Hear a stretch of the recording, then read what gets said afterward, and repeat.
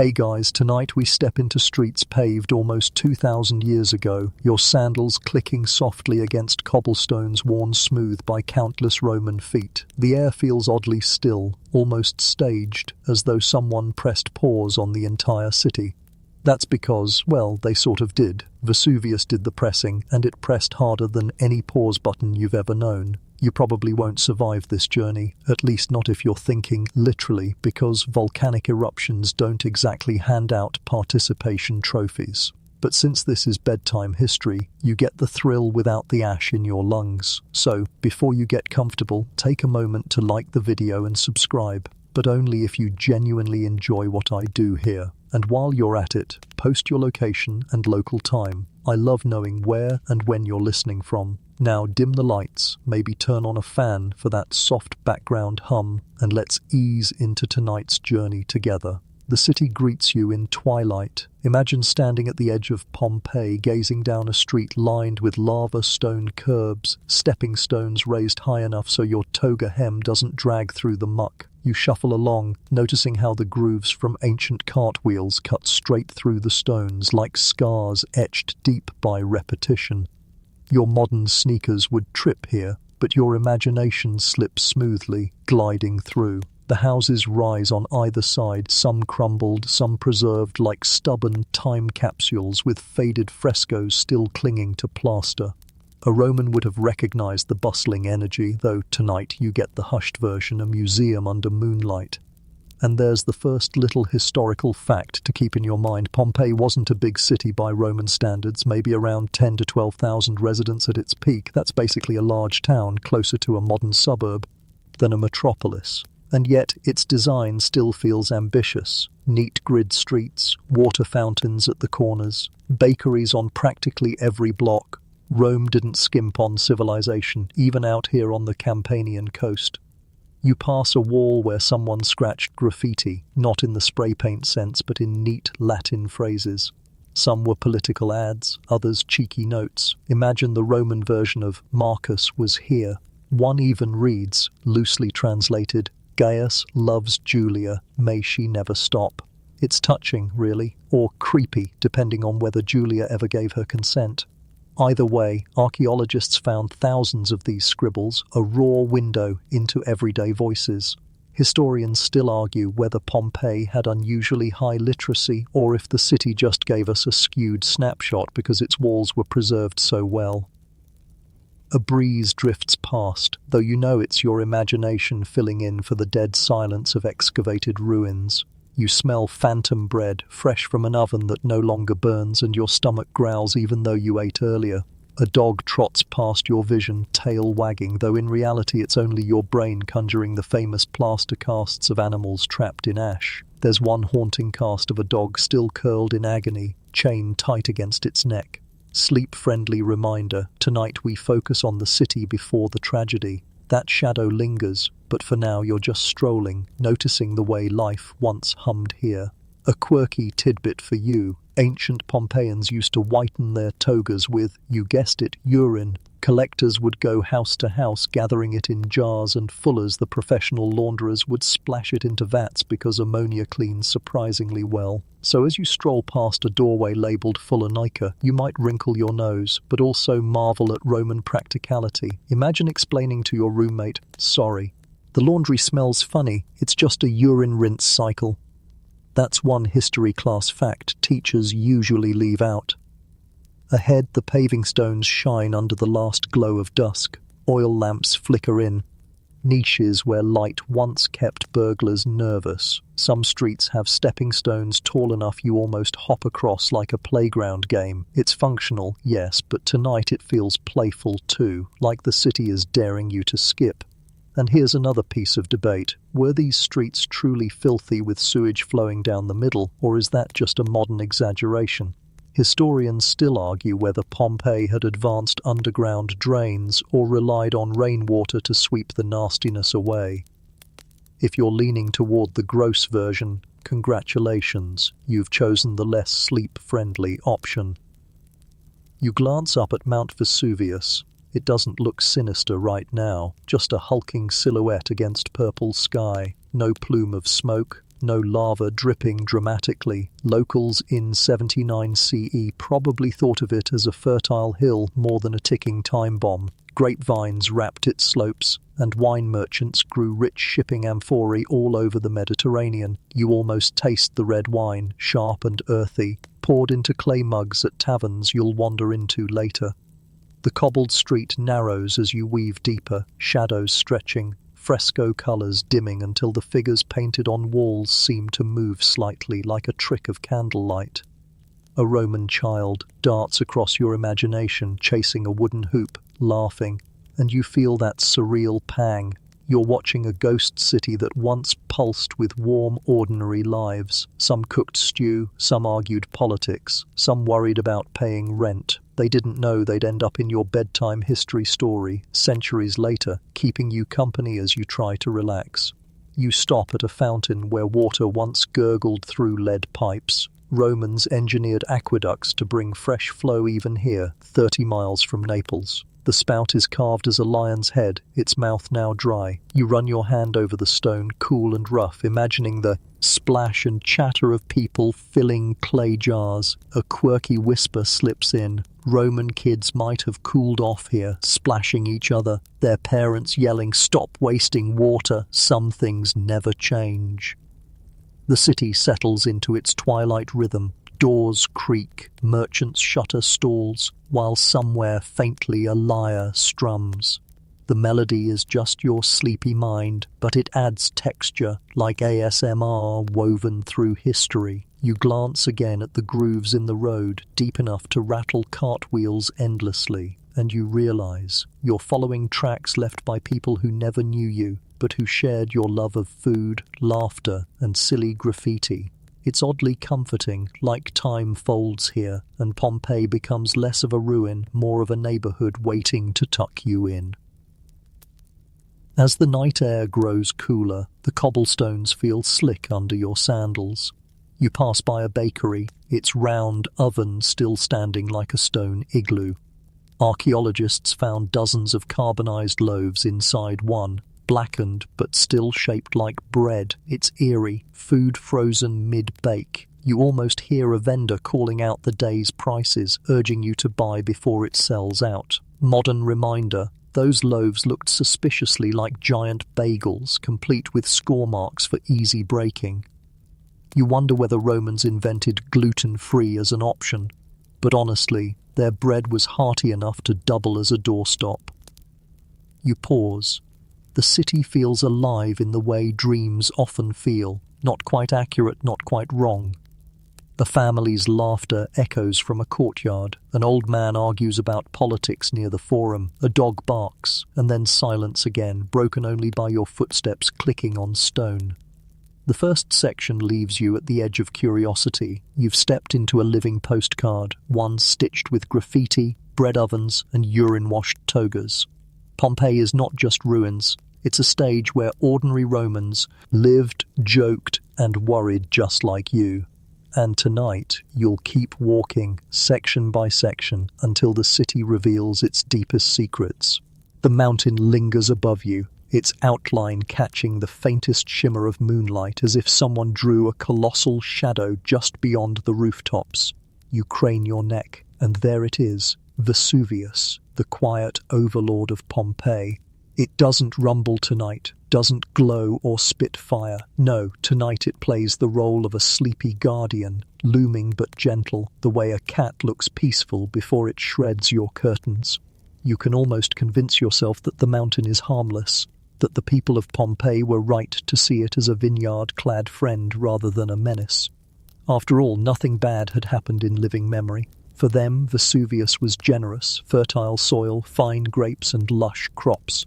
For you, though, it's impossible not to squint at that black mass and think, yeah, I know how this ends. Your feet carry you closer toward the edge of town, where the streets give a clear line of sight to the volcano. The stone houses thin out here, replaced by little gardens and patches of farmland. Chickens cluck somewhere in your imagination, and the earthy scent of tilled soil drifts in on the breeze. Farmers once pushed wooden ploughs here, pulled by oxen that probably felt as stubborn as any modern tractor on a bad day. You sense the rhythm of their lives. Early mornings, midday rest under olive trees, evenings spent swapping gossip about weather and taxes. In fact, one quirky tidbit: taxes on wine from this region were so lucrative that Roman elites squabbled over control of Campania, treating vineyards like today's oil fields. Imagine senators in togas muttering, "Who controls the Merlot? Controls the empire." But here's the uneasy truth. Historians still argue whether Pompeians had any inkling that Vesuvius was a volcano. Some think the mountain had been dormant for so long that locals genuinely saw it as just another hill. Others suspect they knew it had blown before, perhaps centuries earlier, but the memory faded like an old campfire story. Without seismic sensors or volcanology YouTube channels, they couldn't predict the ash storm that would one day roll down these slopes. For now, the mountain simply stood, quiet and useful, a backdrop to their bustling lives. You walk a little further, hearing faint chatter from a roadside tavern behind you. But up here, closer to the fields, it's quieter. The mountain seems to hum with a silence that presses into your ears. You think about how strange it is that soil enriched by volcanic minerals could grow such bounty, even as it sat on a literal powder keg. Farmers probably bragged about their grapes, their figs, their olives.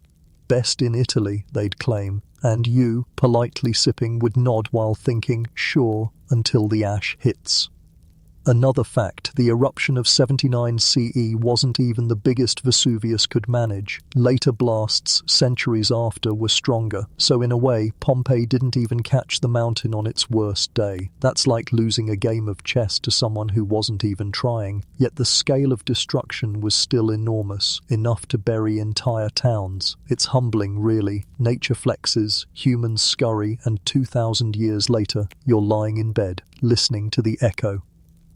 The road under your sandals dips slightly, and you notice how engineers cleverly designed the streets to channel water downhill.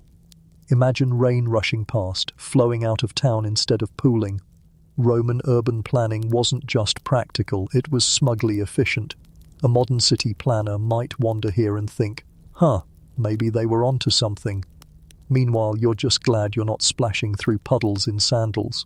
The grooves in the stone remind you that carts creaked up and down these very paths, bringing amphorae of wine toward the port. Those same ships would sail past the courtyards. Aidao of Vesuvius, their crews blissfully unaware that the mountain behind them wasn't just a postcard view.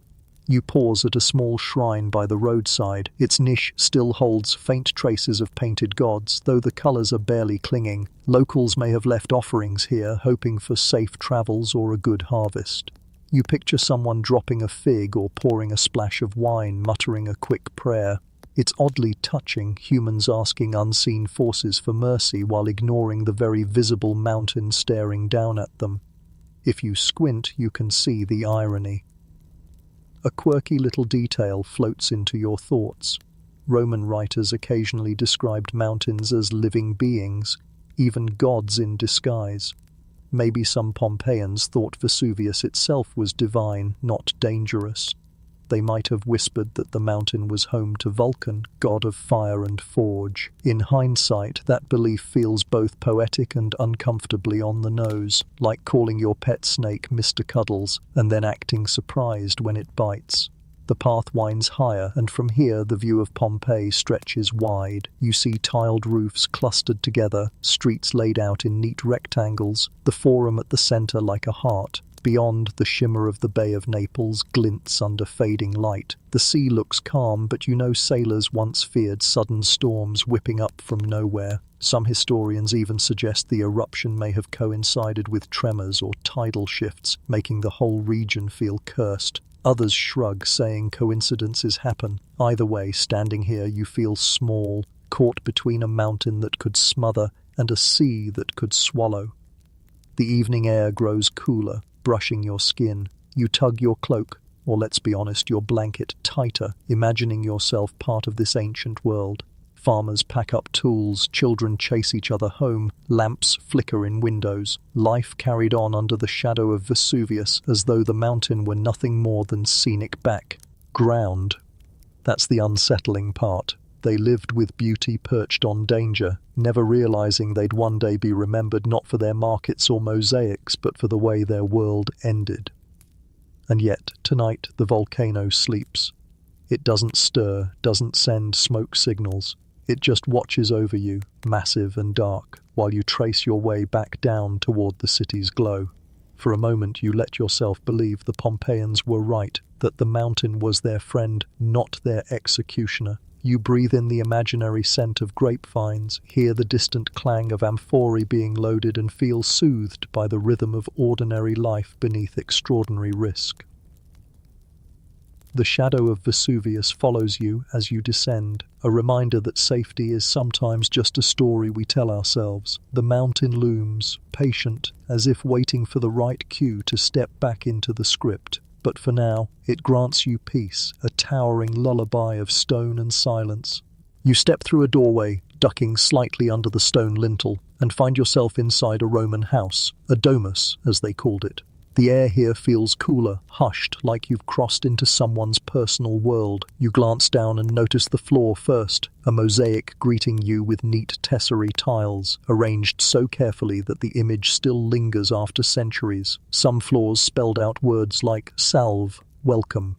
Others had dogs depicted in black and white with a warning beneath, cave canem, beware of dog. And suddenly you picture yourself tripping over a small, sleepy dachshund in the hallway, which makes the whole solemn ruin feel delightfully normal. Ahead, the atrium opens wide, its central pool, a rectangular basin called an impluvium, waiting to catch rainwater. You imagine droplets falling from the square hole in the ceiling, a built-in skylight called the compluvium. Even now you can almost hear the trickle, a soft lullaby against the stone. Romans engineered their homes with this perfect balance of practicality and aesthetics. Water collection doubled as atmospheric charm. Honestly, it feels like ancient ASMR before microphones existed. You shuffle across the mosaic and notice frescoes flanking the walls. Though faded, they shimmer with color. Reds made from cinnabar, blues ground from lapis, greens concocted from malachite. The images are vivid, mythological heroes, gods, even everyday still life of fruit bowls and loaves of bread. It's like the Pinterest boards of the 1st century except immortalized in plaster. One quirky tidbit. Archaeologists discovered that some frescoes were painted with a wax-enriched technique, giving them a shiny finish that may have looked almost glossy, like a fresh Instagram filter. Imagine your walls looking perpetually airbrushed. As you wander deeper, you sense the layering of spaces, bedrooms or cubicular étoiles, tucked along the sides. Some are big enough for families, others tiny as closets, clearly designed for slaves or servants. The beds would have been wooden frames with ropes stretched across, topped with straw mattresses. If you're wincing at that level of comfort, keep in mind the Romans thought feather pillows were too soft, almost decadent. Yet here you are lying on your mattress tonight, glad no one insists you sleep on bundled hay. Historians still argue whether Pompeii's homes reflected true middle-class life, or whether the city preserved only the fancier examples. After all, not every Roman had marble floors or painted gods staring at them while they brushed their teeth with crushed oyster shells. Some scholars argue that Pompeii shows a skewed version of reality, a wealthier slice, captured by accident. Others suggest the town had more widespread prosperity than we assume. Either way, tonight you get the dream version. Every villa a little museum, every wall a canvas. You wander into the triclinium, the dining room. The name comes from the 3 couches arranged around a central table. Picture yourself reclining, elbow propped up, nibbling figs while a servant pours watered wine. Reclining at meals wasn't just comfort, it was status. Sitting upright was basically admitting you weren't cultured enough to lounge. You imagined trying it at home, stretched on your couch while balancing a plate on your stomach. Spoiler, it would be less glamorous and more crumbs down the hoodie. But there's something dreamy about the way Romans treated meals as rituals. Dinners could last hours, with courses of oysters, pork, lentils, honey cakes, and yes, wine by the amphora. Wealthier hosts would show off exotic spices or rare fish imported from across the empire. Meanwhile, you're reminded that ordinary Pompeians probably had simpler fare: barley porridge, bread, olives, and... Dude, here's a quirky gem. Archaeologists discovered carbonized remains of garum jars in Pompeii. Garum was a fermented fish sauce beloved by Romans. Imagine ketchup, but stinkier, saltier, and absolutely essential. The smell might make you gag awake, but the thought of it drizzled over every dish probably lulled Roman foodies into their own comfort zone. The house continues past the dining room into a peristyle garden. Columns line the courtyard, framing a patch of earth once bursting with flowers, herbs, and tiny fountains. Moonlight, at least in your mind's sky, gilds the columns, and you hear faint trickles of water. These courtyards weren't just pretty, they were the lungs of the house, giving fresh air and a touch of nature within stone walls. You can practically smell lavender or rosemary lingering in the soil. And if you listen, you catch faint laughter, children chasing each other around the fountain, or adults gossiping about the neighbors' questionable fresco choices. One corner of the garden holds a lararium, a household shrine to guardian spirits.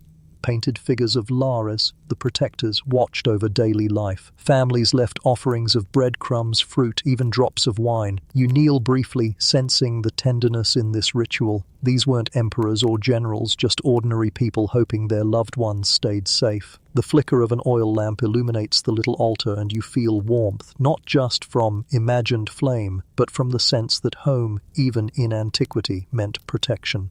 You pause in a corridor where the walls are marked with faint outlines of decorations long gone. Maybe colourful curtains once hung here, maybe bronze lamps dangled from hooks. It's easy to picture the house bustling, slaves carrying trays, children dragging wooden toys, adults murmuring business plans. A quirky detail: toys from Pompeii included tiny bronze figurines and even rattles, surprisingly similar to what babies chew on today. It's comforting to think that across 2 millennia, kids still want to shake noisy objects and drool on them.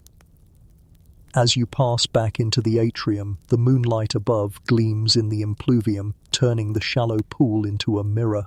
Your reflection wavers in its surface, but behind it you see the ghost of a Roman woman adjusting her stola, or a man scratching notes on a wax tablet. They're faint, like memories that aren't yours but still tug at you. And it dawns on you: this house is less ruin, more time machine. Its rooms still hum with life if you're willing to listen. You take a slow breath, brushing your hand against the mosaic floor, feeling the tiny raised tiles beneath your fingertips. Somewhere in the silence you hear the echo of a dinner party beginning, laughter spilling through the triclinium, the clink of goblets, the sigh of fountains outside. The domus isn't abandoned at all, it's waiting, mid-scene, for you to drift further in. You step out of the villa and into an open expanse, and suddenly the air feels larger, less intimate. Before you stretches the Forum, the heart of Pompeii. Think of it as the city's town square, though more dramatic, lined with columns and flanked by temples and government buildings. The cobbles under your feet are wider here, polished by centuries of sandals and cartwheels, and you swear you can still hear the murmur of voices bouncing off the stone. Imagine a bustling marketplace mixed with a courtroom and a political soapbox, then freeze it mid-sentence. That's the vibe. The Forum is rectangular, bordered by tall colonnades that must have looked striking in their day. You drift between the pillars, running your hand over stone that once supported painted plaster. Merchants once leaned here, peddling grain, olives, and dried figs, while politicians declaimed their promises in booming voices. If you've ever sat through a city council meeting, imagine the same energy, but with togas instead of ties. And here's your first grounding fact. This space wasn't just for show. It was Pompeii's administrative hub, the place where officials managed taxes, trade, and civic order. The city beat with this rhythm, decisions echoing outward from its stone heart. The Forum is eerily quiet now, but in your sleepy imagination it hums with activity. You picture a fruit seller yelling prices, a magistrate announcing new rules, a young man flirting with someone across the crowd. Maybe a dog sniffs at dropped crusts while children dart between the columns. The din is lively enough that you almost have to raise your voice in your head to be heard. A quirky tidbit brings a smile. Archaeologists discovered political campaign graffiti all over Pompeii, much of it scrawled in this very forum. Candidates had their names scratched onto walls with promises like, "Vote for Lucius, he's a good man." Some inscriptions even had endorsements from groups like the bakers or the fruit sellers. Imagine modern politicians relying on spray paint endorsements from local pizza joints. Vote for Marcus, officially approved by the bread guys. And then comes the debate that still stirs among historians. Was Pompeii's Forum more a commercial centre or a civic political space?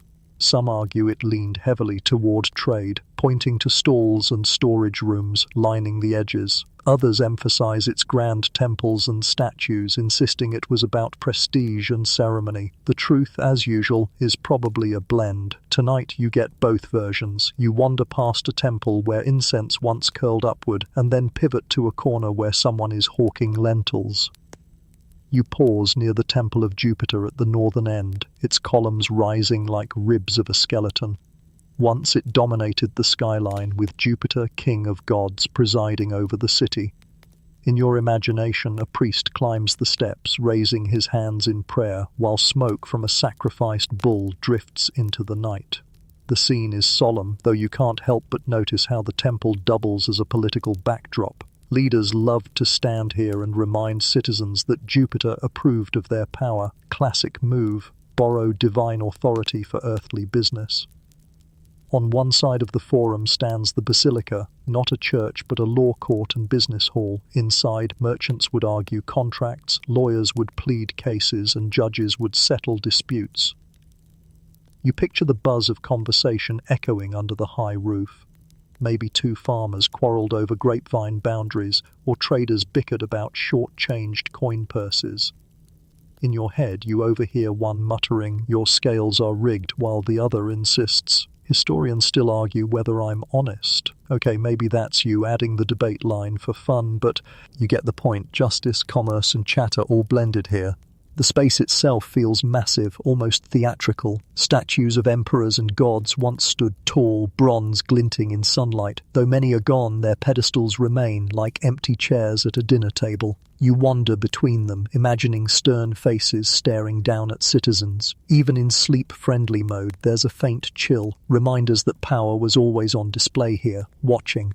But it wasn't all solemn. Festivals filled this space too. Picture Pompeians celebrating Venus, their patron goddess, with music, garlands and wine. Torches flickered, lyres strummed, dancers whirled in colourful tunics. The forum transformed into a stage of joy, laughter spilling over the stone steps. And if you tilt your ear, you can almost hear the echo of that revelry weaving through the silence. A small detail catches your eye. A carved sundial on a column. Romans didn't have smartphones, but they tracked hours with shadows. Of course, cloudy days made timekeeping tricky. You can imagine someone squinting at the dial, muttering, "I swear it's later than that." And isn't it funny how even without digital clocks, people still argued about being late? Some things never change. You walk slowly to the southern edge, where the Macellum, the food market, once bustled. Fish stalls, meat counters, baskets of produce, all laid out under a roofed structure. Archaeologists even found fish bones and animal skulls here, remnants of last-minute dinners. You smell phantom herbs, maybe basil or oregano, mingling with less pleasant scents of raw meat. But it all feels alive, ordinary, grounded. The forum wasn't just politics, it was the place where you'd pick up tonight's dinner before catching the latest gossip.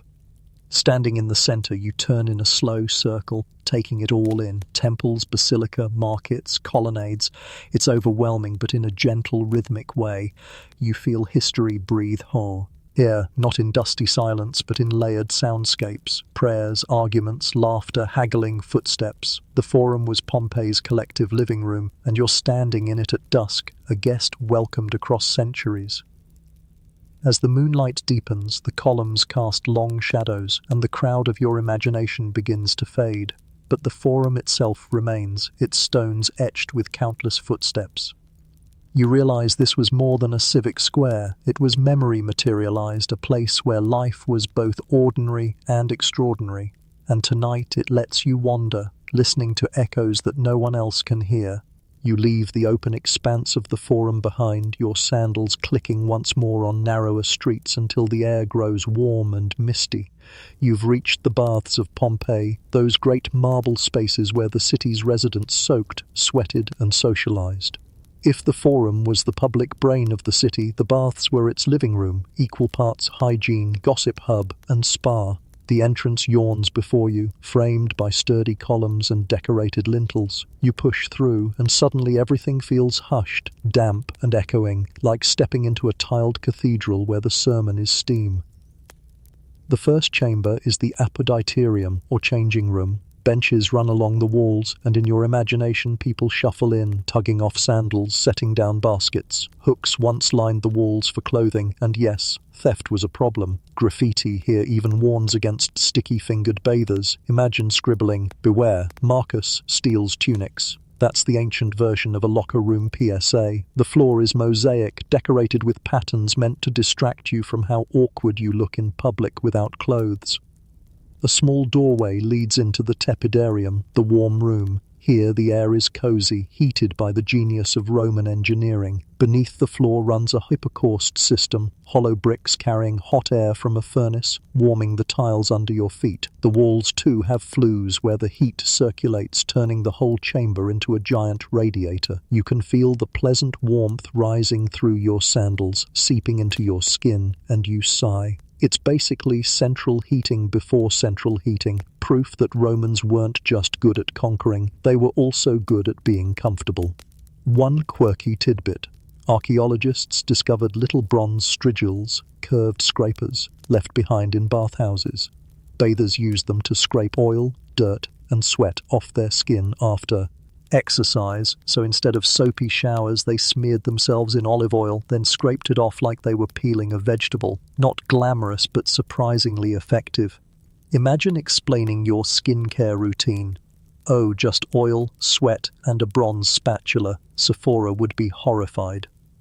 From the tepidarium, you wander into the caldarium, the hot room. The moment you step inside, your face prickles with heat. Steam rolls thick across marble benches rising from a sunken pool of hot water at the center. The ceiling arches high, vaulted so condensation drips neatly down the sides instead of plopping on people's heads. Clever, right? Romans designed even their steam rooms with architectural precision. You lower yourself into the pool, letting the warmth wrap around you, and for a moment it's timeless. Ancient Pompeians sighing beside you, sweat beading on brows, conversations tumbling in the steamy haze. Here's a mainstream fact. The baths weren't just for the wealthy. Entry was cheap, sometimes free, so almost everyone in Pompeii used them daily. They were the great equalizer. Rich and poor, slave and free, all could sweat together. Of course, social status still showed. Some lounged casually, debating philosophy, while others sat silently, hoping their boss didn't notice them looking too relaxed. Still, it was the one place where class barriers softened in the steam. Historians still argue whether men and women bathed at the same time. Some bath complexes had separate sections for each sex, while others may have staggered hours. A few sources even hint at mixed bathing, though moralists frowned on it, claiming it led to scandalous behavior. Tonight you don't see scandal, you just see a city unwinding together, steam softening edges, voices rising and falling like waves. You towel yourself off, or rather, imagine scraping yourself with that trusty strigil, and move toward the frigidarium, the cold room. A chill rushes over you and you shiver as you step into a large, round pool of icy water. It's refreshing after the heat, like plunging into a giant stone ice bath. Romans swore by this hot-cold cycle, believing it improved circulation and toughened the body. You're not sure if it worked, but you admit it wakes you up even as it lulls you further into the rhythm of this nighttime tour.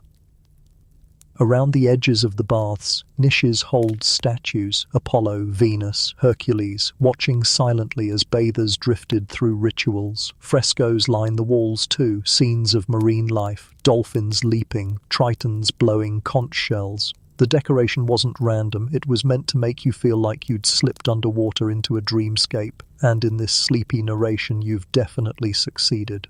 A quirky little detail floats by. Some baths had built-in snack counters just outside where you could grab a bite after sweating. Imagine leaving a steam room only to buy a hot meat pie or cup of spiced wine, the ancient version of grabbing a smoothie after a gym session, though maybe less healthy. As you linger in the steamy haze, voices drift into your imagination. A pair of merchants argue about grain prices. One insists the last shipment from Naples was short. A young poet recites lines to a half-interested audience, hoping for applause.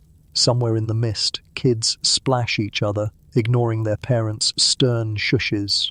The baths were more than hygiene. They were theatre, community, and social media all at once. News spread here faster than in the forum because gossip steamed better than bread. The air grows thick, almost heavy, and you wipe your brow, stepping slowly back into the tepidarium to balance out the temperature. The warmth hugs you, like a blanket just out of the dryer. You lean against the wall, fingers tracing faint fresco outlines of vines and masks. The whole building hums with voices of the past, like steam carries memories. And then the quiet creeps in again. The laughter fades, the splashing quiets, the oil lamps sputter out. You're left standing in a marble chamber, cool tiles underfoot, steam thinning into nothing. The baths of Pompeii remind you that people 2,000 years ago weren't so different. They craved comfort, community, and that moment when hot water makes you sigh out loud. You step outside, the night air cool against your skin, and glance once more at the columns glowing in moonlight. The baths stand silent now, but in your mind the steam lingers, warm enough to lull you deeper into the story. You follow the stone streets away from the steamy warmth of the baths until the air feels sharper, cooler, as though the city itself is drawing you towards something grander. The road widens, the buildings around you shrink back, and suddenly you're standing before Pompeii's amphitheatre. Even in ruins, its oval shape is unmistakable, rising from the ground like a stone cradle big enough to hold an entire town. Built around 70 BCE, it is the oldest surviving Roman amphitheatre, a prototype for all those mighty colosseums that came later. Tonight, though, it's quiet. So quiet you can hear your own breath echo in the arches. You step closer, running your hand along the rough stone facade. Arched entrances yawn before you, stairways lead up into darkness, and you realize how carefully designed this structure was. The amphitheatre could seat around 20,000 people, nearly double Pompeii's own population. That meant villagers from the surrounding countryside streamed in, swelling the crowd until it felt like the whole region had gathered to watch the spectacle. In your sleepy wanderings, you hear phantom footsteps rushing in, sandals scuffing stone as excited voices fill the tunnels. You climb into the stands, your sandals scraping on stone steps carved by centuries of use.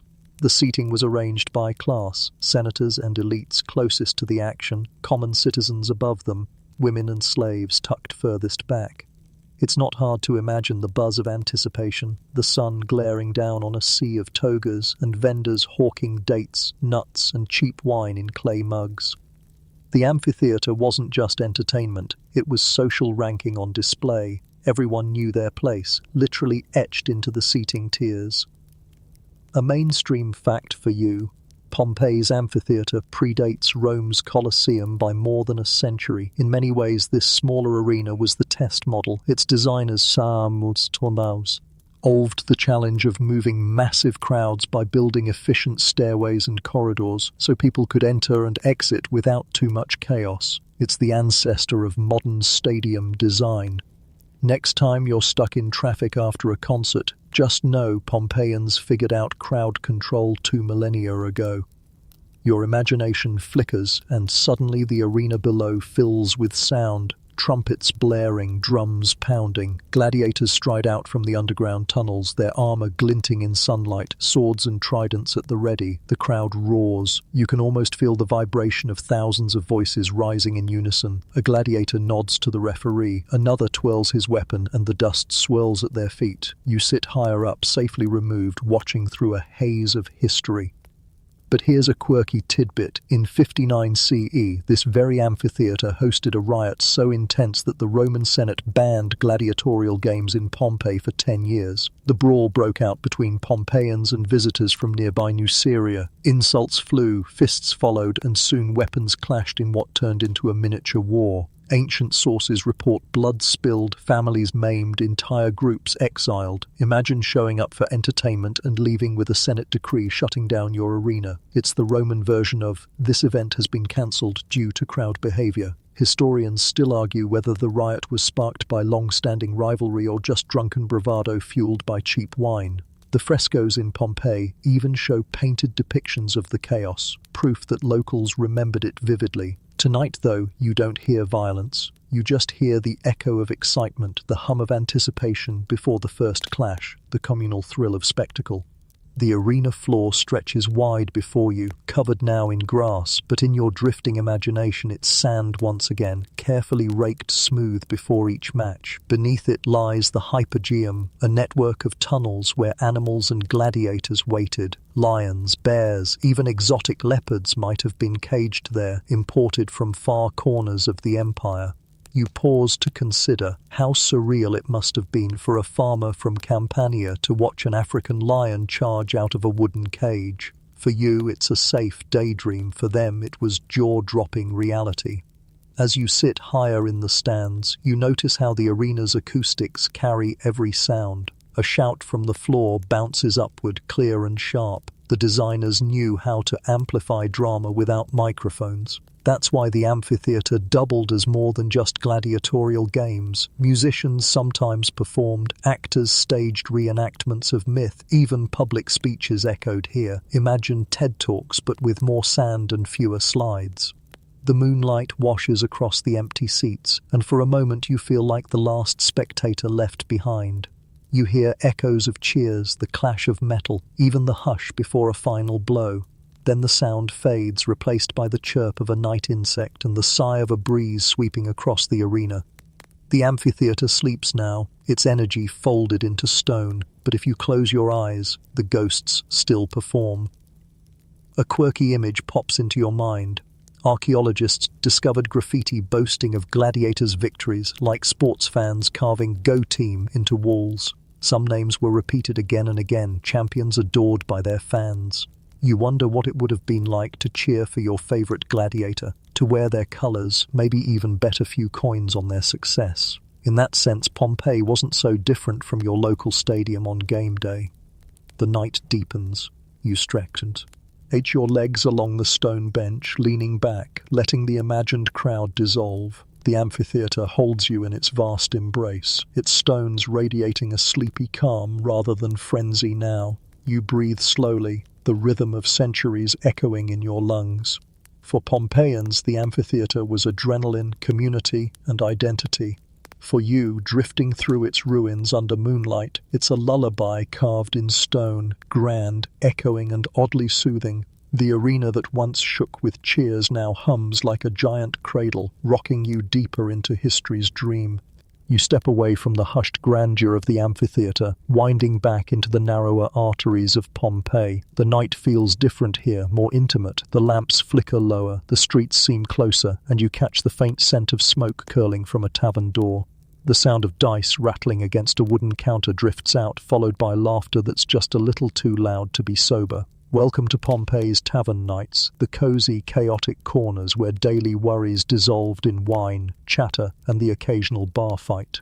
The doorway yawns wide, framed with faded paint. Some taverns even advertised their wares with simple murals, amphorae, bunches of grapes, or painted goblets. You duck inside and the temperature shifts, the air warmer, thicker, buzzing with voices. Wooden counters line the walls, amphorae stacked behind them, and in the corner sits a big dolium, a clay jar half buried in the ground, keeping the wine cool. A barman in your imagination greets you with a nod, ladling out cheap red into a chipped cup. It's watered down because Romans rarely drank wine straight. They thought only barbarians did that. But hey, the diluted stuff goes down easier when you're here to relax, not to get blackout drunk before bedtime.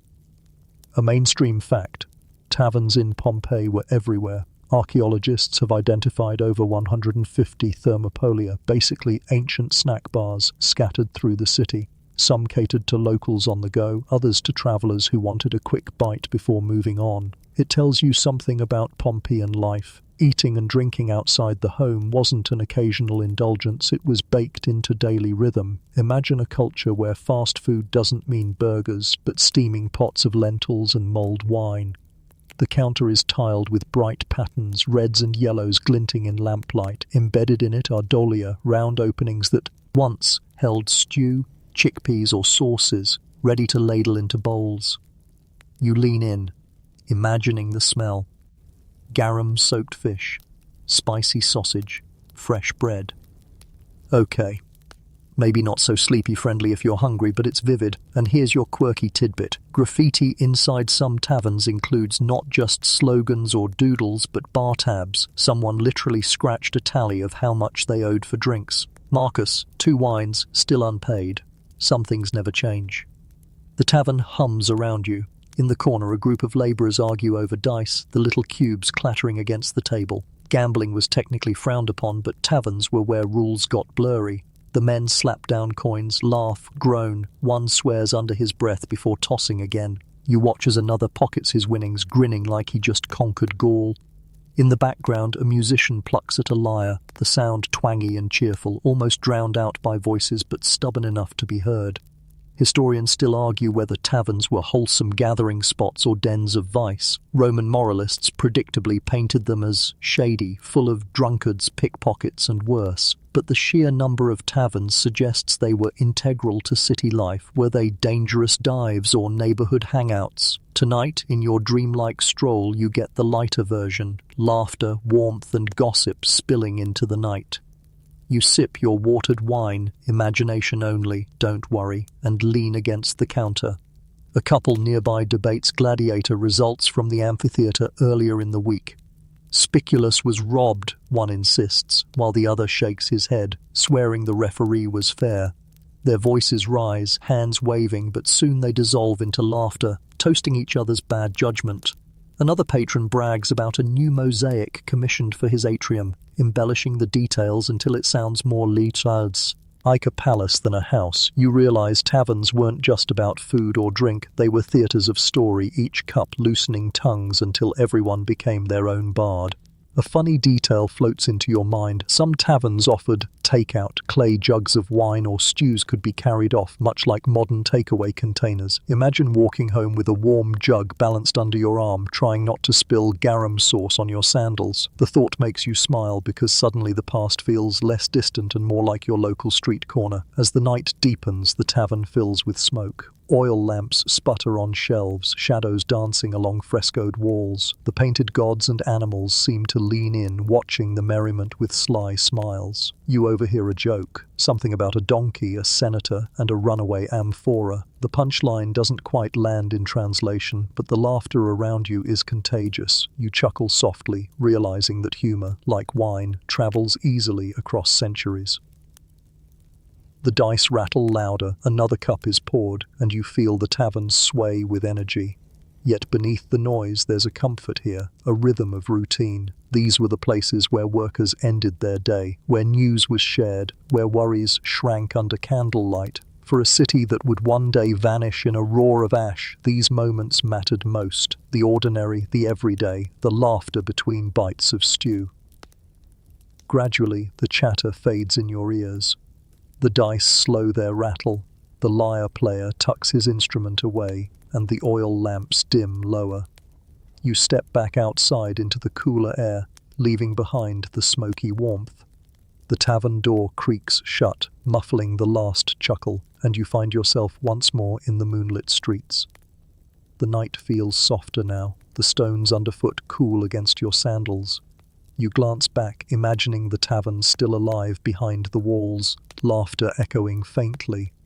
And you realize Pompeii's tavern nights weren't just about food or gambling. They were about belonging, about finding warmth in a city that lived under the shadow of a mountain but still knew how to laugh before bed. You wander further down the moonlit street, past shuttered shops and silent fountains, until a building with curious energy pulls you closer.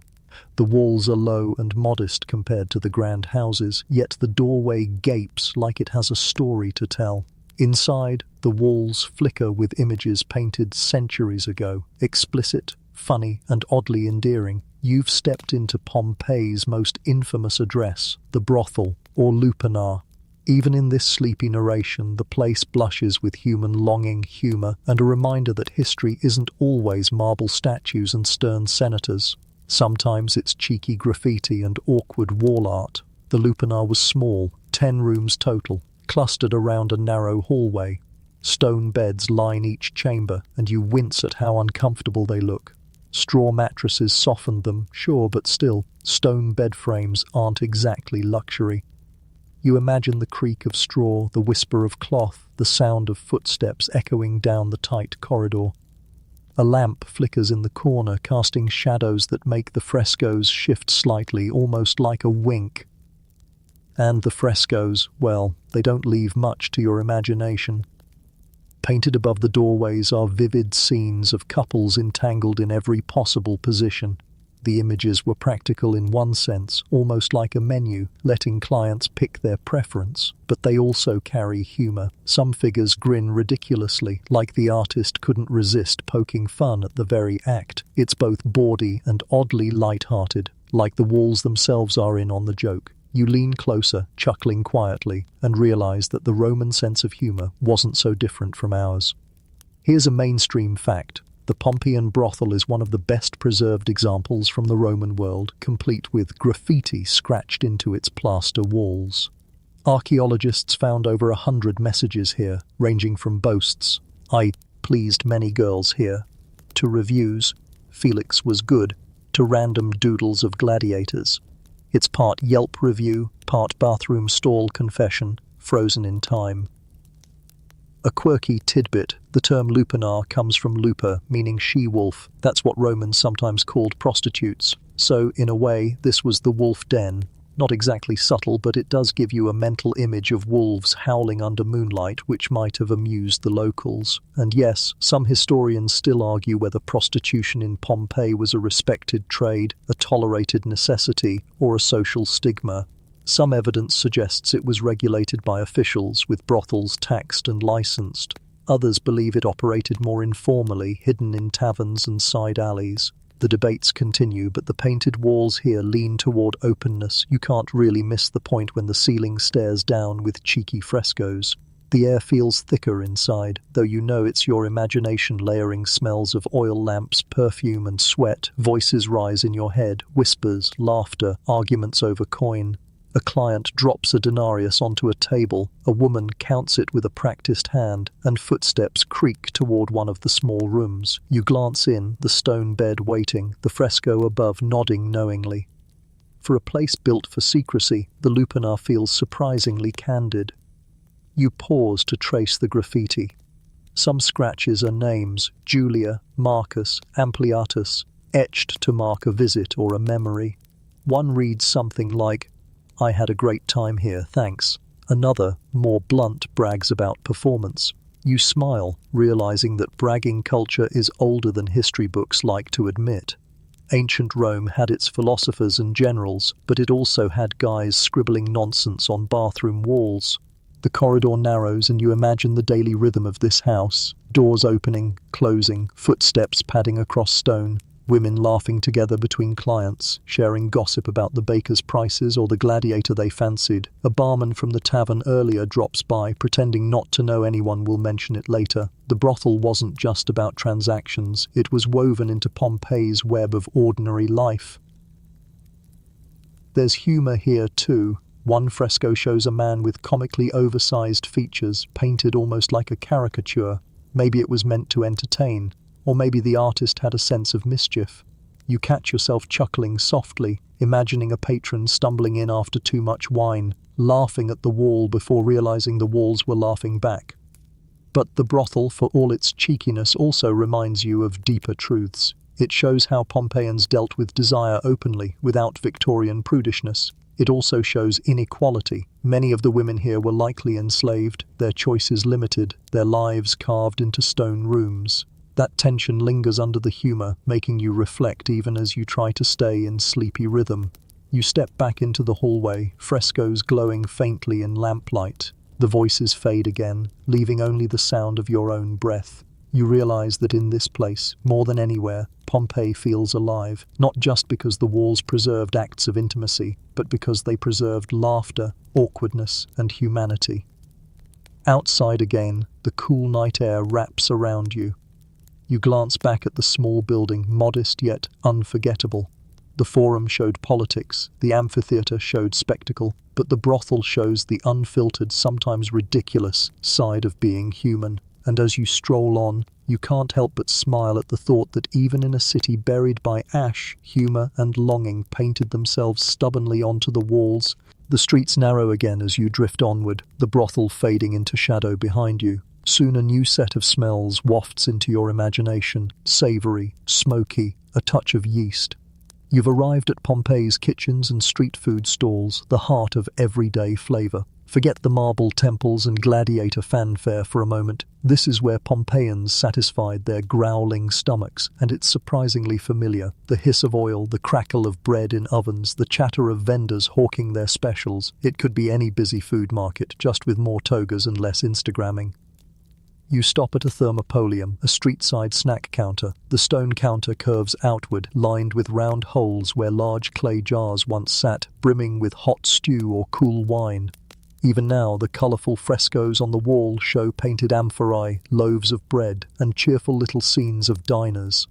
You lean against the counter, listening to the clatter of ladles as a vendor scoops steaming lentil soup into a bowl. Customers pass by, dropping coins and carrying food away. A Roman version of fast food, except it came in clay rather than cardboard.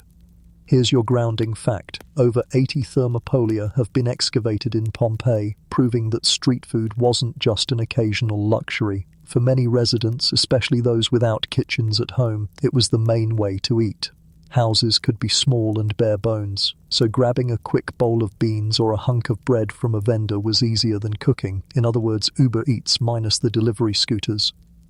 The smells grow stronger as you wander toward a bakery. The oven looms, round and domed like a stone igloo. Inside, archaeologists found loaves still carbonized from the eruption, shaped into round flatbreads with scored lines for breaking apart. You imagine reaching in, pulling out a warm loaf, the crust crackling as it tears, the steam rising fragrant and irresistible.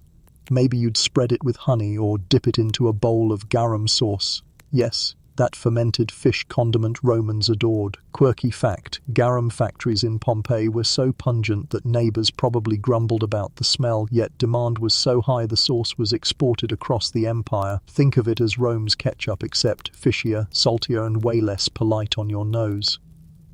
Historians still argue whether the bread economy of Pompeii was tightly regulated or more freewheeling. Evidence of state-controlled bakeries exists in some Roman towns, but Pompeii's many private bakeries suggest competition thrived here. Was bread a public service or a capitalist hustle? No one agrees. But as you hold that phantom loaf in your hands, you realize what matters most. Someone 2,000 years ago burned their fingers pulling it from the oven just like you would today. The bakery buzzes in your imagination. Slaves grind grain with heavy millstones, sweating as donkeys circle endlessly to turn the wheels. Flour dust fills the air, clinging to hair and skin. The baker shouts orders, women knead dough on wooden tables, and a boy sneaks a pinch of warm crust, earning a playful slap. The scene is ordinary, unglamorous, but so full of life that you can almost hear the crunch of crust between your own teeth. You continue past more stalls, a fishmonger with baskets of eels writhing faintly, their scales glistening under lamplight. A butcher chopping cuts of pork, the blade thudding rhythmically against wood. A seller of olives scoops briny handfuls from a jar, the oil slicking his fingers. Customers haggle, voices rising and falling, some tossing coins with exaggerated flair, others muttering over prices. The marketplace is alive, a chorus of flavors and frustrations, and the quirks keep coming. Archaeologists found graffiti scribbled near these shops too, some of it just complaints. The bread here is too expensive. Others were sillier, like doodles of fish or random insults scratched in plaster. You chuckle softly. Apparently complaining about food prices is an eternal human pastime. You pause at a wine shop, its dahlia sunk into the counter. The vendor ladles out a mix of watered wine spiced with cinnamon and honey. You sip in your imagination. It's sweet, tangy, oddly refreshing. Romans often mixed herbs into wine, not just for flavor, but also to mask sourness. Picture mulled wine, but served daily, in clay cups rather than fancy glasses.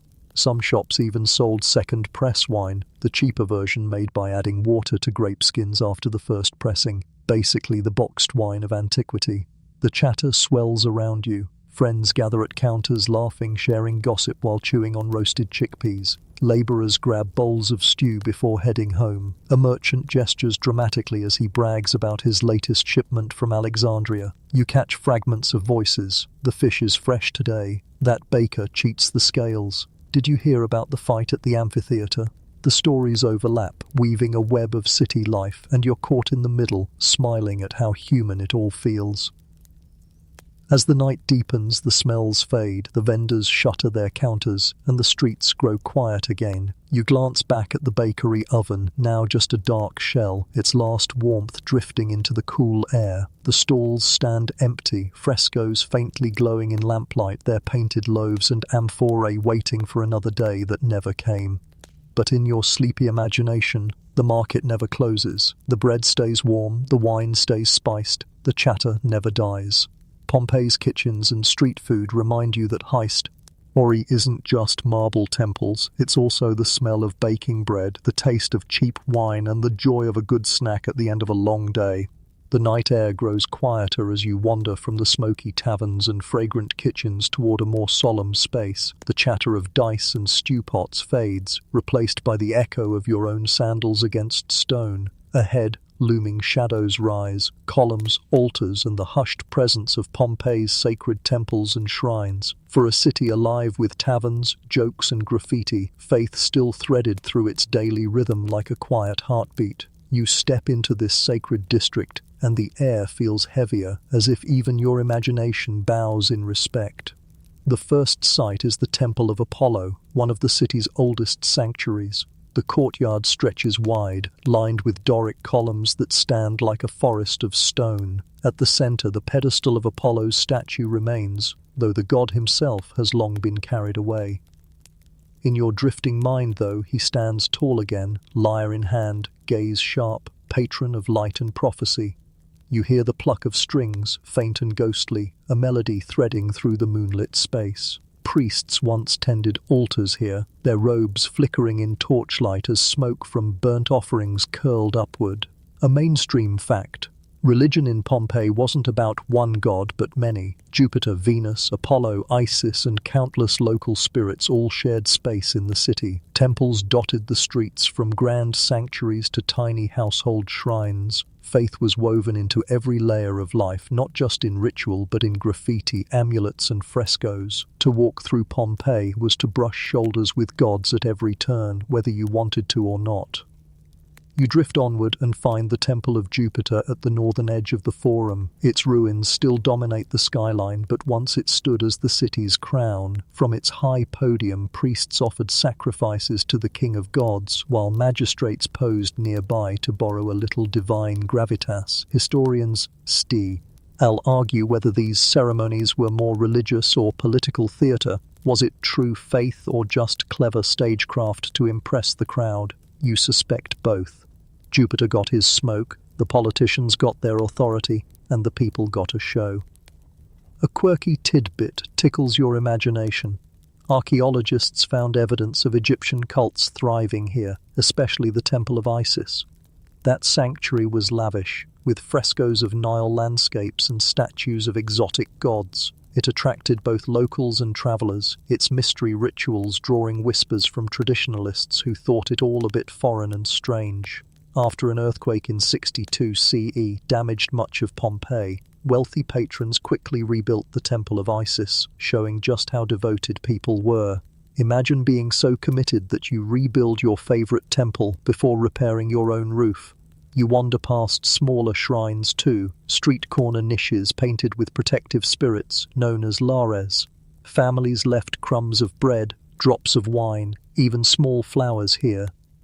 You pause at one, imagining a child tugging their mother's sleeve, asking if the household spirits really eat the bread. The mother smiles, placing a crumb carefully, whispering that the lares appreciate every offering. There's a tenderness in these small rituals, a reminder that religion wasn't always about spectacle. Sometimes it was just about hoping your family stayed safe through the night. The air thickens with phantom incense. You breathe it in, sweet, resinous, curling through your nose until the smell seems almost real. Voices rise in chants, low and rhythmic, priests murmuring prayers to gods who guarded fertility, trade, or safe journeys. The flicker of oil lamps paints shadows on temple walls where frescoes of gods and heroes lean down, watching. The soundscape is dreamlike, the murmur of prayers, the rustle of robes, the faint bleat of an Nemal waiting at the altar. Another fact, sacrifice was common in Pompeian temples, but not always bloody. Animals like pigs, sheep, or birds might be offered, but smaller gifts, fruit, wine, incense, were everyday. Romans believed reciprocity bound them to their gods. Duut de, I give so that you may give. You drop a fig on the altar in your imagination, and for a moment you feel the quiet weight of that exchange. You step into a dim chamber, walls still marked with frescoes of Venus. Pompeii adored her as a patron goddess, protector of love and prosperity. In some frescoes she rides a seashell, rising from the waves, a Roman version of the later Botticelli painting. It's fitting that Pompeii, so alive with taverns, brothels and painted jokes, also honoured Venus. She embodied not just lofty love, but also earthy desire. You smile at the thought that even devotion had a wink here. Historians still argue whether religion in Pompeii was deeply personal or mostly civic duty. Were people truly devout or just following tradition because everyone else did? The debate lingers, but as you drift through the temples, the sincerity of small gestures, crumbs at a shrine, a whisper of prayer, feels undeniable. Faith may have been layered with politics, but it also lived in the private heartbeats of everyday people. You wander out of the grand sanctuaries into quieter alleys. Here the household shrines hum faintly, each one guarding its family. A faint giggle echoes. You imagine children drawing chalk doodles beside the lararium, turning sacred space into play. Their parents sigh, half amused, half scolding, but the gods don't seem to mind. After all, laughter is another kind of offering. The night deepens, stars glimmering faintly above, and the temples settle back into silence. Smoke clears, chants fade, frescoed gods dim into the shadows. You step away, sandals brushing cobblestones, leaving behind those sacred spaces where Pompeians once bargained, prayed and hoped, and you realize the city's temples weren't just monuments to the divine, they were stages for human yearning, for the fragile belief that life could be protected, guided or blessed by powers just beyond reach. You drift from the solemn hush of the temples into streets that feel alive again, not with incense or chants, but with the rhythm of daily work. Pompeii's economy beats here, in the clatter of tools, the chatter of merchants, and the metallic jingle of coins slipping from hand to hand. You're in the markets now, where business was as much about gossip as grain.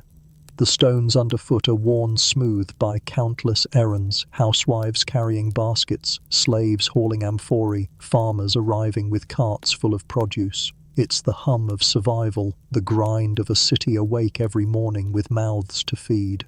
The first stalls you pass are for grain. Wide counters stretch along the Macellum, the central marketplace.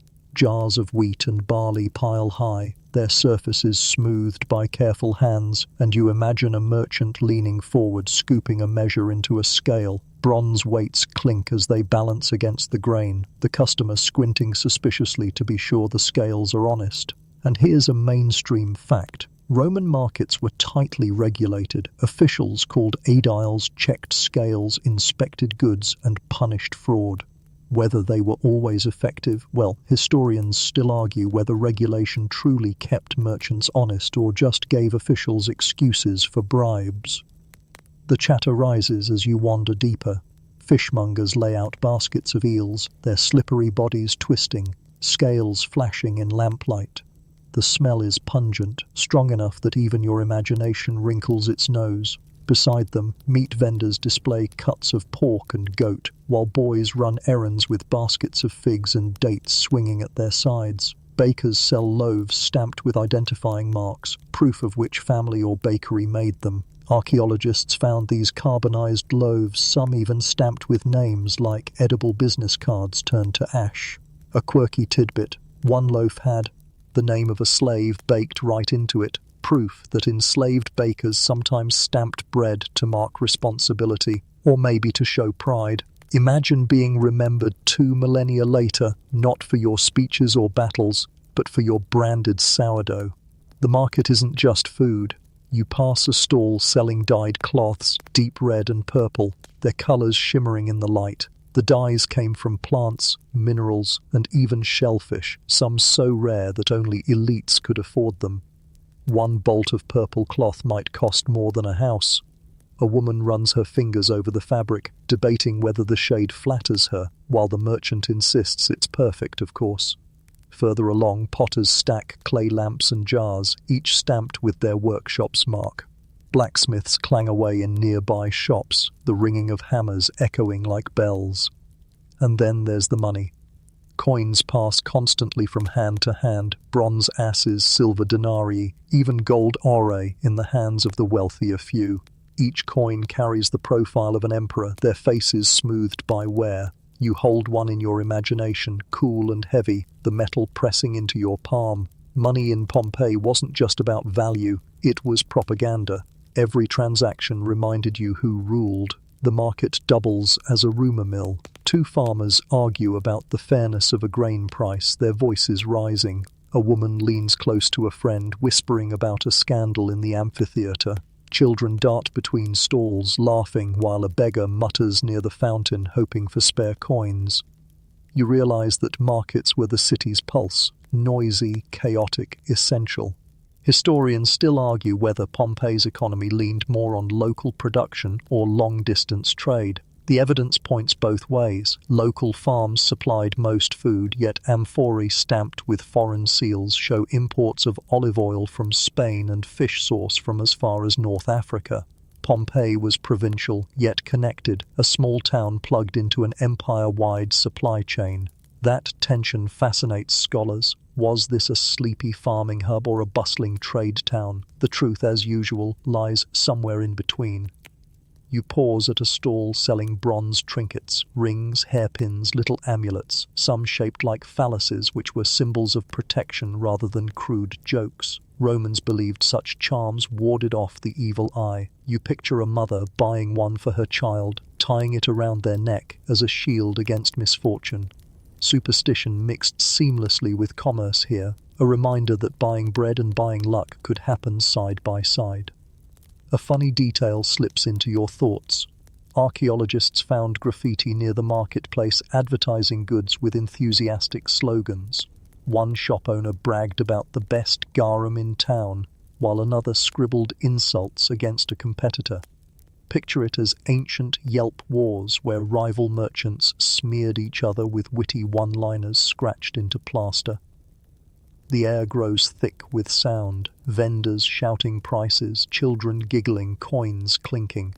You weave through the crowd, catching flashes of painted signs above stalls. Some are simple: fish, bread, grapes. Others, more elaborate, painted with bright animals or gods, calling customers like neon lights. The sensory overload is oddly soothing in its rhythm. Gradually the crowd thins. Merchants pack up, tying sacks of grain, blowing out lamps, covering counters with cloth. The chatter ebbs, leaving behind only faint echoes in your imagination. The Macellum falls. Quiet, its columns casting long shadows, the frescoed walls fading back into darkness. You step away slowly, carrying with you the memory of noise, the smell of fish and the weight of coins that never truly touched your hand. Pompeii's markets weren't glamorous. They weren't marble temples or roaring arenas, but they were the heartbeat of survival, the space where daily life spun, bread measured, wine poured, gossip traded, and tonight, walking their stone floors in silence, you feel that heartbeat still thrum beneath the ash. The clamour of the markets fades behind you, replaced by something softer. The stone streets open into a quieter courtyard, and suddenly the air feels fragrant, lighter, almost like stepping into a secret world tucked within the city walls. You've wandered into Pompeii's gardens and courtyards, the green lungs of its homes and villas. For all the noise of amphitheatres and taverns, here the city sighs, calm and leafy, where fountains trickled and roses climbed the columns. The first garden you see is framed by a peristyle, a ring of columns surrounding a patch of earth. The pillars stand tall, pale under the moonlight, and between them stretch beds of plants that once flowered brightly. Archaeologists discovered root cavities here, filled with plaster to reveal the outlines of vines, shrubs and trees. So yes, even after centuries of ash, we can still map the gardens. Imagine walking barefoot across mosaic paths, brushing past ivy and boxwood hedges, hearing the splash of water from a central fountain. The sound alone feels like a lullaby, a steady, trickling rhythm that calms the whole house. A mainstream fact, gardens in Pompeii weren't just decoration, they were carefully planned, blending beauty with practicality. Wealthy villas boasted fountains, statues and shaded benches, while humbler homes might keep herbs or small orchards for cooking. Romans valued nature as part of the home, not separate from it. Courtyards gave light and air, balancing the stone walls with greenery. You realize it wasn't just a luxury, it was part of their architectural DNA. As you wander, you spot frescoes painted along the walls, showing lush landscapes, birds perched on branches, grapes heavy on vines, even illusionistic images of gardens stretching farther than the walls allowed. The Romans loved to blur the line between inside and outside, making every wall a window to another Imogen. Ed Grove. It's almost like the first VR headset, except painted and permanent. You step closer, squinting at a painted bird so vivid it almost seems to flutter when the lamplight dances. And here's a quirky tidbit. Some villas had entire dining rooms designed as outdoor gardens, complete with water channels running under the couches. Dinner guests reclined while streams trickled beneath them, cooling the air. Imagine eating olives while dipping your toes in a fountain. A clever idea, though you can't help but picture someone knocking a plate of garum sauce straight into the water system. Dinner and plumbing never mix well. Historians still argue whether Pompeian gardens were truly lush with imported plants or whether much of the greenery was imagined in frescoes. Some excavations suggest real variety, figs, pomegranates, roses, while others think many homes simply painted what they couldn't afford to grow. The truth is probably a patchwork, some courtyards bursting with flowers, others dressed in painted illusions of paradise. Either way, Pompeians clearly craved greenery, whether real or imagined. You walk deeper into one garden, pausing at a marble statue standing in a niche. Its face is worn, but the outline of a nymph or god still smiles faintly. A small altar sits nearby, where families left offerings, fruit, wine, or flowers. Even in their leisure, Pompeians wove devotion into their surroundings. The gods lurked not just in temples but in roses, fountains and shadows of vines. The air is alive with ghostly fragrances. You imagine lavender bushes swaying, rosemary sprigs crackling when plucked, roses unfurling in the dark. Bees once hummed here, darting between blossoms. A nightingale sings faintly in your ear, though it's just your sleepy imagination supplying sound. Still, it's soothing. Even in ruins, the gardens breathe calm into you.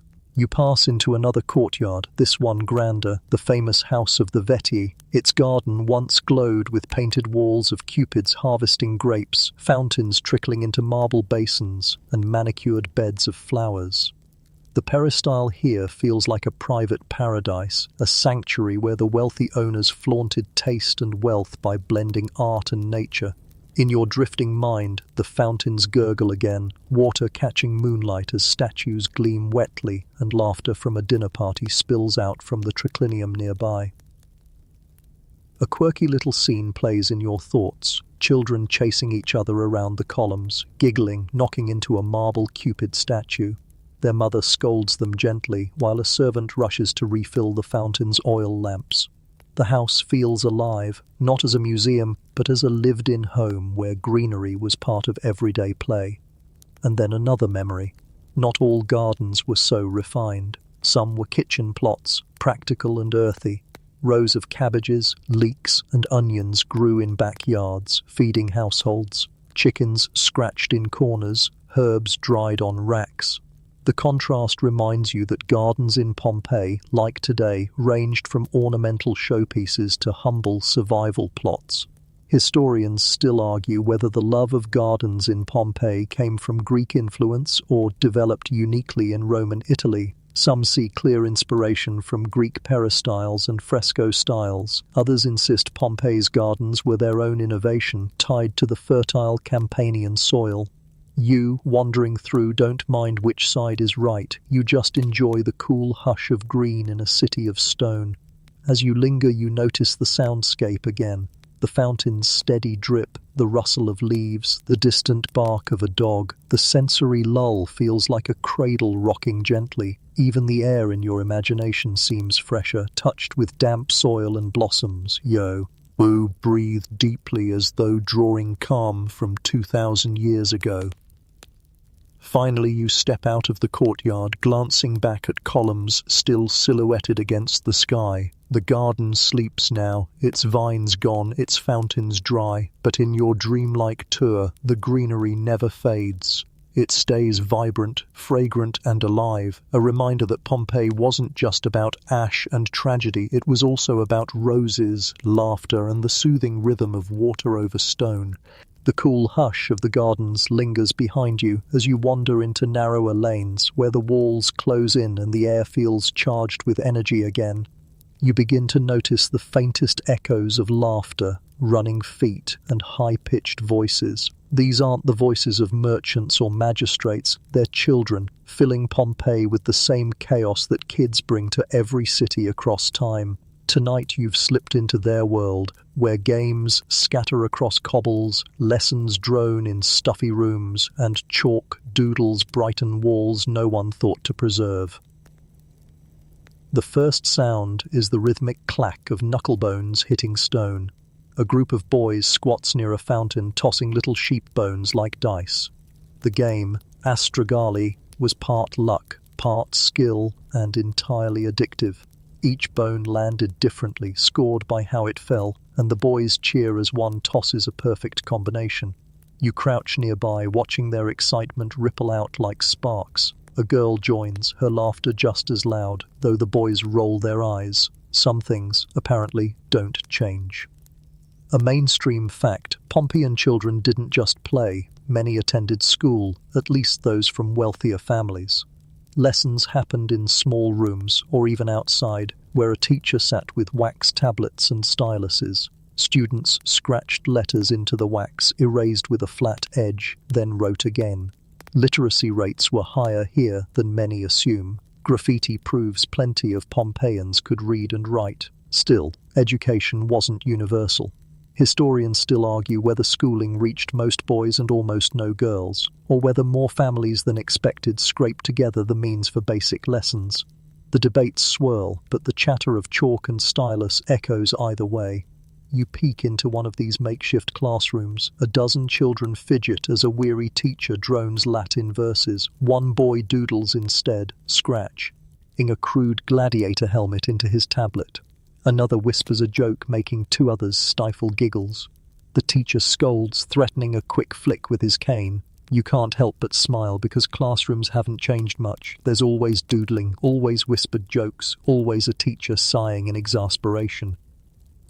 Step back into the street again and you find more play. Children chase hoops made of bent reeds, running full tilt while guiding them with sticks. The hoops clatter noisily across cobbles, bouncing dangerously toward a passing cart. The driver yells, the kids scatter, laughing breathlessly. Another group kicks around a stuffed leather ball, their sandals slipping on smooth stone. The game looks suspiciously like soccer, though the ball is small and clumsy. You picture them setting up makeshift goals against walls, the same way kids today use backpacks.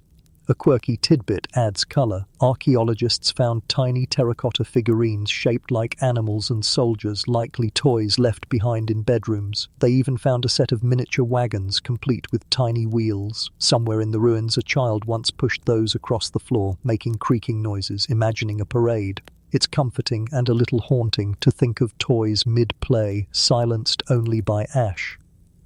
Children also left their mark on walls. Near one house, faint chalk lines still show tic-tac-toe grids. Elsewhere, stick figures and crude animals were scratched in plaster. You smile at the thought. Ancient doodles, essentially the Roman version of classroom graffiti. Parents likely sighed, insisting the walls weren't paper, while the kids shrugged and kept drawing anyway. Historians still argue how much freedom Pompeian children enjoyed. Were they pampered or put to work early? Evidence suggests both. Some apprenticed young, carrying water or grinding grain, while others lounged in courtyards practicing letters. Wealth determined much, but play always crept in. Kids chased each other between stalls, pestered vendors for sweets, and laughed too loudly in places meant for quiet. You can almost hear a parent hissing, "Stop running near the shrine," while the child dashes away, giggling. You wander past a doorway where a lullaby drifts faintly from your imagination. A mother rocks a toddler on her lap, humming softly. The baby clutches a rattle made of bronze, tiny pebbles inside clicking gently. That exact rattle was excavated here, proof that even Roman infants needed a little noise to soothe them.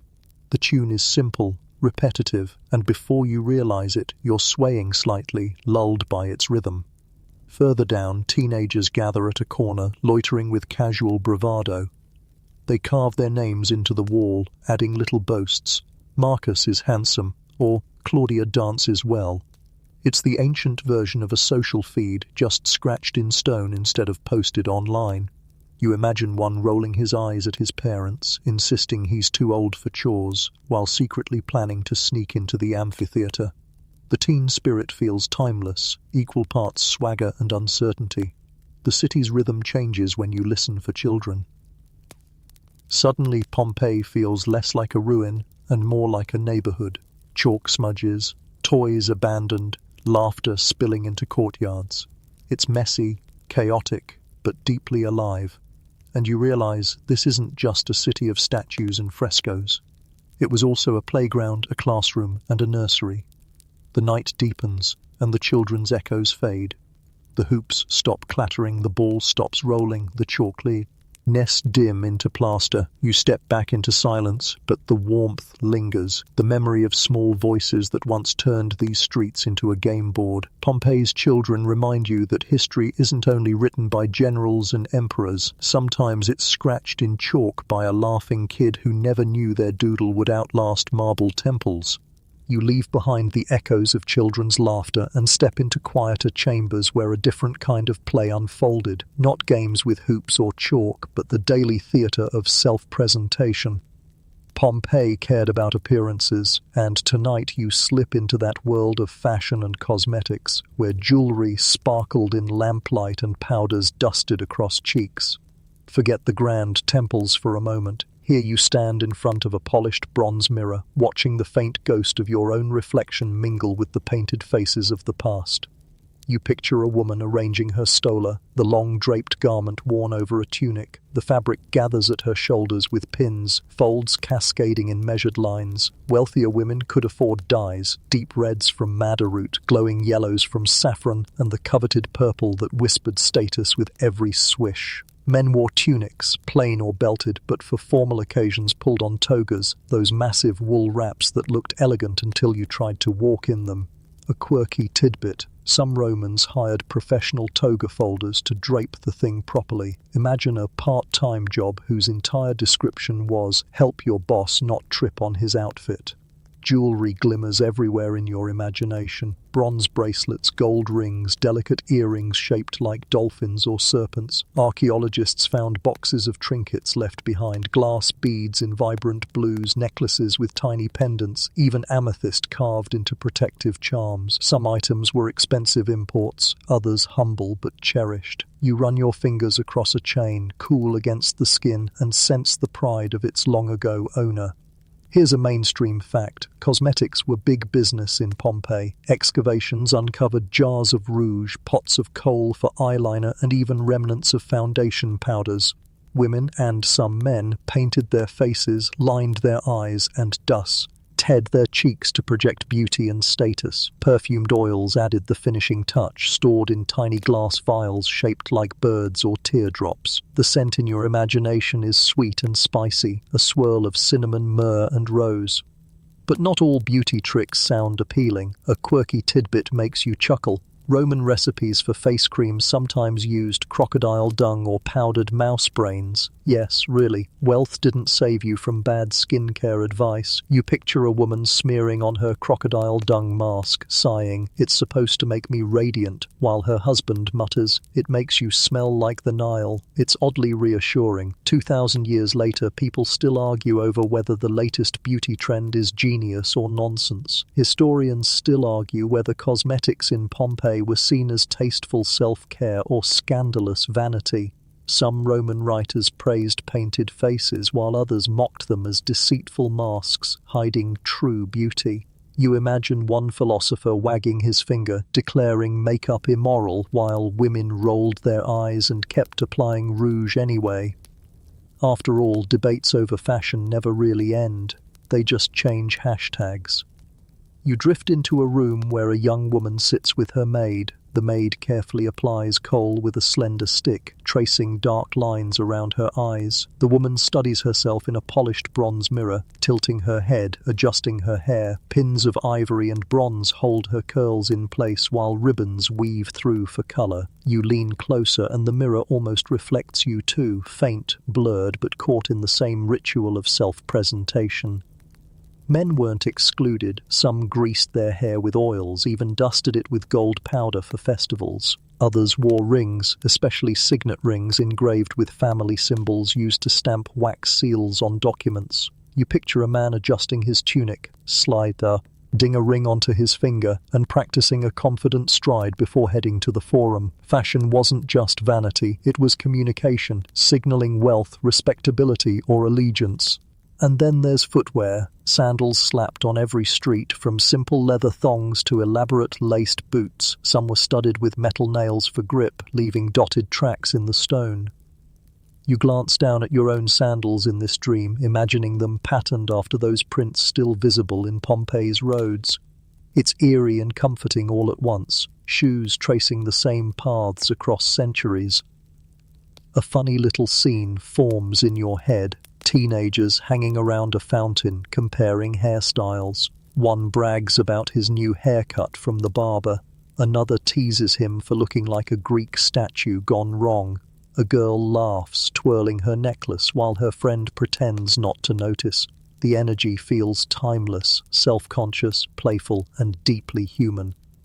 Inside wealthier houses, beauty tools litter dressing tables, bronze tweezers, bone combs, tiny spoons for scooping perfumes. You pick up a comb in your imagination, teeth worn smooth from use. It's ordinary, not glamorous, but it makes you realize grooming rituals, big or small, mattered. They were a way of shaping how the world saw you. Historians still argue whether Pompeii's obsession with adornment was exaggerated by the city's sudden preservation. Did people here truly spend more time on fashion than in other towns, or do we just see more because everything froze mid-gesture? The evidence is rich, but interpretation shifts. Tonight, as you wander through mirrors and perfume jars, you decide it doesn't matter. The point is clear: self-expression through hair, clothes, or jewelry was alive and cherished here. The room grows quieter as the lamps burn low. The young woman sets down her mirror, satisfied. Her maid yawns, tidying combs and pins. The man with his signet ring strides out, sandals clacking, cloak flowing, and you step back into the night air, the faint smell of perfume lingering on your sleeve. Pompeii's fashion fades into silence, but the shimmer of jewelry and the whisper of silk follow you down the street, proof that vanity, humor, and creativity never go out of style. The scent of perfume drifts away as you move deeper into the streets, and soon the mood shifts again. You hear the clink of bronze tools, smell pungent herbs hanging from rafters, and catch whispers of charms muttered under breath. You've wandered into the world of Pompeian medicine and superstition, where practical remedies blended seamlessly with magic, and every illness felt like a negotiation with both science and the gods. The contrast to fashion is sharp. No shimmer here, just jars of dried plants, surgical knives, and amulets pressed tightly in anxious palms. You enter a small workshop that doubled as an apothecary. Clay jars line the shelves, labeled with faded Latin scrawls. Inside are crushed herbs, mint for stomach troubles, willow bark for fevers, garlic to ward off infection. Mortars and pestles lie scattered, their stone surfaces worn smooth from endless grinding. You imagine the apothecary muttering instructions: boil this in wine, drink twice a day, while a worried mother clutches her child's hand. A mainstream fact: Roman medicine combined Greek medical theory with local practices. Doctors often followed the ideas of Hippocrates and Galen, who emphasized balancing the body's four humors: blood, phlegm, yellow bile, and black bile. Too much of one caused sickness, so treatment meant restoring balance. Fever, maybe you had too much blood, so the doctor bled you. Indigestion, must be an excess of bile, try a purgative. It was logical in its own way, even if today it sounds like guesswork mixed with optimism. You shuffle closer to a table where surgical tools gleam faintly in lamplight. Bronze scalpels, forceps, bone saws, all neatly arranged. Archaeologists found entire medical kits in Pompeii, proof that surgery wasn't rare. Imagine a surgeon leaning over a patient, sweat dripping, while an assistant holds down trembling arms. Pain relief meant wine or opium, but nothing close to anesthesia. You shudder at the thought, yet marvel at their bravery. A quirky tidbit: archaeologists found a tool shaped like a spoon designed to scoop out eye cataracts. Yes, eye surgery existed here. The idea makes your eyelid twitch, but you have to admire the determination. Yet medicine alone wasn't enough. Superstition wrapped around every ailment. Amulets dangled on necks, phallus charms against the evil eye, carved stones for protection, herbs tied into little pouches. A sick child might receive a charm of Hercules, believed to grant strength. Women hoping for fertility might pray at Venus's shrine, mixing devotion with herbal remedies. Historians still argue whether Romans saw these charms as genuine cures or psychological comfort, maybe both, because sometimes believing you're safe is half the battle. You picture a patient visiting a doctor's home. He coughs violently, clutching his chest. The doctor examines him with a serious frown, prescribes a potion of honey and herbs, and then quietly adds, "And avoid angering the household spirits." The blend of science and spirituality feels natural, not contradictory. For Pompeians, illness had both visible and invisible causes, and only by treating both could you hope to heal. The air grows thick with imagined scents: sharp vinegar used as disinfectant, resin burned to purify rooms, pungent garlic ground into salves. Somewhere nearby, a midwife assists in childbirth, her hands steady, her knowledge inherited from generations. Roman midwives were respected, though their remedies might include chants alongside herbs. You hear faint cries, then soft relief as a newborn wails into the world. A quirky little story floats in. One Pompeian graffito advertises a doctor's services, bragging about his cures. Others, however, mock quack healers who charged too much. It seems bad doctors were as infamous then as now. Imagine locals warning each other, "Don't go to Gaius, he'll bleed you dry," literally. Historians still argue whether most Pompeians trusted professional doctors or relied more on home remedies and magic. Evidence suggests a mix. Trained doctors for serious cases, grandmothers' recipes for everyday complaints, and charms for anything in between. That blending of worlds makes Pompeii feel oddly modern. Even today, people Google symptoms, sip herbal teas, and pray it's not serious before going to a doctor. You step into another room, dimly lit, where shelves hold glass bottles of ointments. Some shimmer with residue of lead-based cosmetics, which doubled as skin treatments. Ironically, what they thought healed often harmed. Lead poisoning wasn't understood, yet people applied creams faithfully, trusting them to smooth skin or cure blemishes. You sigh softly, reminded that even progress comes with mistakes. The scene shifts. You watch a healer prepare a charm. She ties herbs into a pouch, mutters a chant, and hangs it around a sick man's neck. His family thanks her, hope shining in their eyes. Was it effective? Hard to say. But hope itself is a medicine, one that kept people steady even when real cures were scarce. The night grows cooler. The apothecary shutters close. The doctor's tools gleam faintly before vanishing into dark, and the smell of herbs fades into the air. You step outside, imagining those countless nights when Pompeii's sick rested uneasily, charms tied around their necks, hoping the gods and herbs worked together to keep death away. Pompeii's medicine and superstition remind you that people 2,000 years ago weren't so different. They feared illness, clung to cures, and blended science with faith. And as you walk into the quiet street, you realize the city's heartbeat wasn't just bread and games. It was also the anxious whisper of someone praying over a sick loved one, hoping tomorrow would bring relief. The street turns once more, drawing you away from jars of herbs and whispered prayers toward a lighter hum. Somewhere ahead, faint strains of strings and voices float in the night air. You follow the sound, and soon you step into Pompeii's world of music, art, and theatre, spaces alive with rhythm, colour, and spectacle. For a city remembered most for ash and silence, it once rang with songs, brushstrokes, and laughter from crowded stages. Tonight, in your slow wandering, those echoes return, wrapping around you like a soft score playing in the background. The first stop is a small courtyard where a lyre rests on a bench. Its wooden frame gleams faintly in the moonlight, strings stretched taut. You pluck it in your imagination, and the note hums gently, the vibration lingering in the air. Romans adored music. Lyres, flutes, double-reeded alwi, drums, even cymbals. Musicians played in taverns, in private villas, and at festivals. You hear it now, flutes trilling cheerfully, a drum tapping steady, voices weaving melody above the noise of the streets. A mainstream fact, music wasn't just entertainment, it carried ritual significance woven into religious ceremonies, gladiator games, even military marches.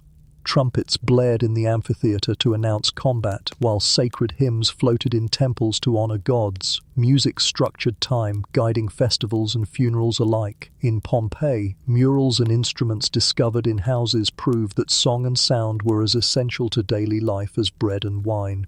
You drift toward a fresco painted on a villa wall. It shows masked actors on a stage, exaggerated features carved into plaster. Wide mouths, raised brows, comically large eyes. Roman theatre loved exaggeration, using masks to project characters clearly to the crowd. The colours are still vivid, ochre reds and deep blacks outlining costumes. In your imagination, the actors step down from the wall, masks gleaming in lamplight, ready to perform. A quirky tidbit: Pompeian theatre didn't shy away from slapstick. Comedies included pratfalls, jokes about in-laws, and bumbling servants. One popular trope was the clever slave who outwitted masters, a storyline that must have made actual slaves chuckle quietly in the audience. Imagine a crowd roaring with laughter as an actor trips dramatically, sandals flying, while the musicians punctuate each gag with drum beats. Ancient sitcom energy at its finest. You walk into the large theatre itself, its semicircular seats rising tier after tier. Built into the hillside, it could seat around 5,000 spectators. The acoustics are remarkable. You clap softly in your dream, and the sound bounces back sharp and clear. Historians still argue whether performances here leaned more on Greek-style tragedies or Roman comedies, but evidence points to a mix. Festivals might host somber myths one day, bawdy humor the next. The audience wasn't picky as long as the show entertained. Behind the stage, painted panels once stood, decorated with landscapes and gods. You can almost see them now, the backdrop of a performance shimmering with color. Actors enter, masks fixed, voices booming to reach the farthest row. The audience responds loudly. Romans weren't polite spectators. They hissed if bored, clapped if pleased, and shouted opinions mid-performance. It's less Broadway, more open mic night with a very vocal crowd. Music ties it all together. Flutes underscore sad scenes, drums heighten suspense, and cymbals crash for comic effect. The atmosphere is immersive, a blend of sound and spectacle that makes you forget the outside world. You sit among the imagined crowd, feeling laughter ripple beside you, the energy contagious. You rise and wander into a smaller Odeon nearby, a more intimate theatre for music and poetry. The roof once covered it, amplifying the acoustics, so even a whisper carried. Here, wealthy patrons gathered to hear singers recite Homer or poets debut new verses. Picture a young performer nervously stepping forward, unrolling a scroll and reciting lines about Venus rising from the sea. The audience murmurs approval, though one man yawns conspicuously. Some things about open mic nights haven't changed. Another quirky discovery. Archaeologists found wall paintings of musicians with instruments, some showing women playing lyres. Though female performers often faced social stigma, Pompeii's art suggests they had a presence here, at least in private gatherings. You smile at the thought of music crossing barriers, offering a stage even where society hesitated. Historians still argue whether Pompeii's cultural life was exceptional or typical of Roman towns. Some believe its theatres, art, and music show unusual vibrancy tied to its wealthy location near Naples. Others say this was standard across the empire, nothing unique. The truth may never be settled, but as you listen to ghostly lyres in the night, Pompeii feels exceptional to you.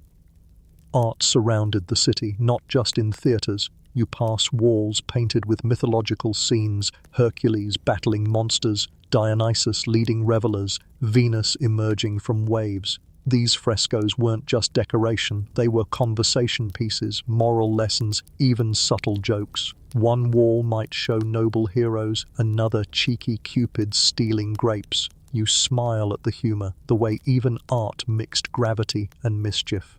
The night deepens, the large theatre fades, the Odeon quiets, the frescoes dim into walls again. The music drifts into silence, leaving only the memory of notes, the shimmer of costumes, the echo of applause. You walk away, see, lowly, the rhythm still tapping faintly in your chest.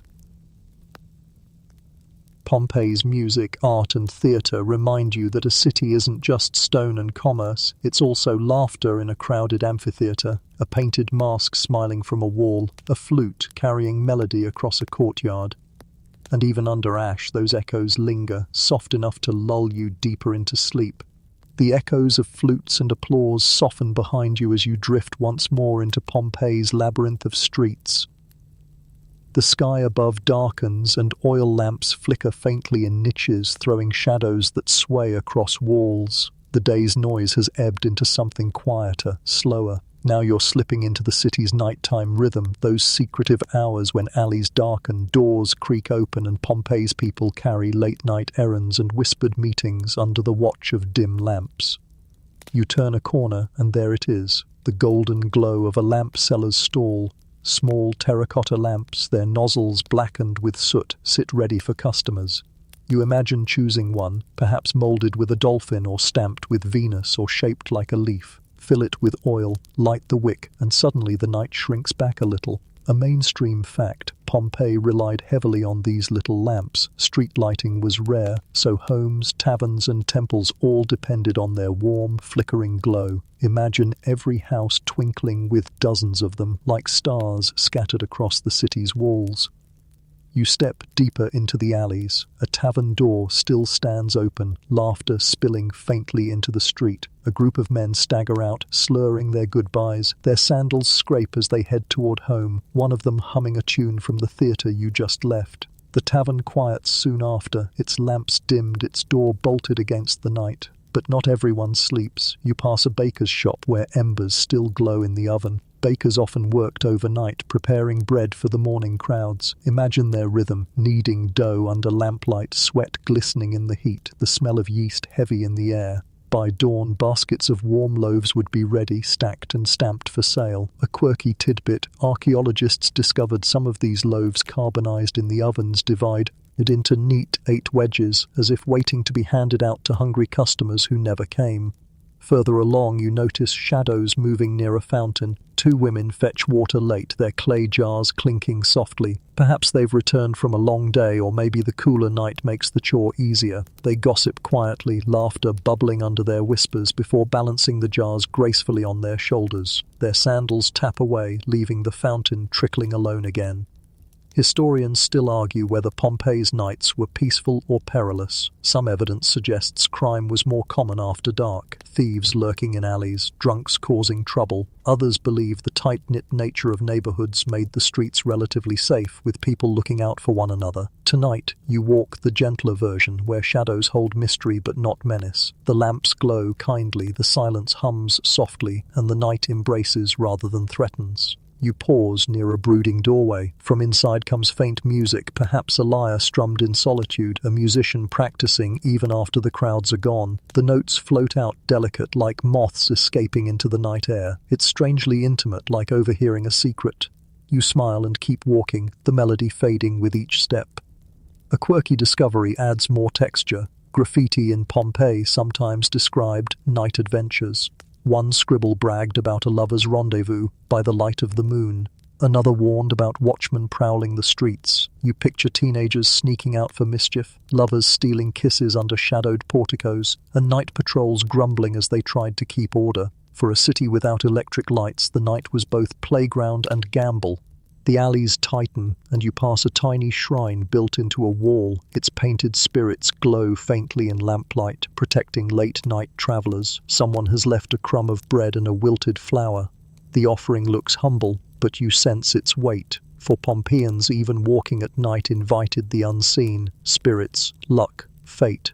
A quick prayer at a corner shrine kept the darkness from feeling too deep. You reach the edge of a house where a family settles in for the night. Through the open doorway, you glimpse parents extinguishing lamps one by one, children tucked under blankets of wool. A dog curls by the threshold, ears twitching, guarding the silence. The smell of supper lingers faintly, bread crusts and wine. Soon, the house falls quiet, just the steady rhythm of breathing and the occasional crackle of embers dying in the hearth. The city grows still. The forum lies empty, its columns ghostly in starlight. The amphitheater slumbers, its sand cooling after a day of imagined roars. Gardens close their blossoms, fountains murmur to themselves. Only the mountain beyond watches, silent and vast, its shadow blending into the night sky.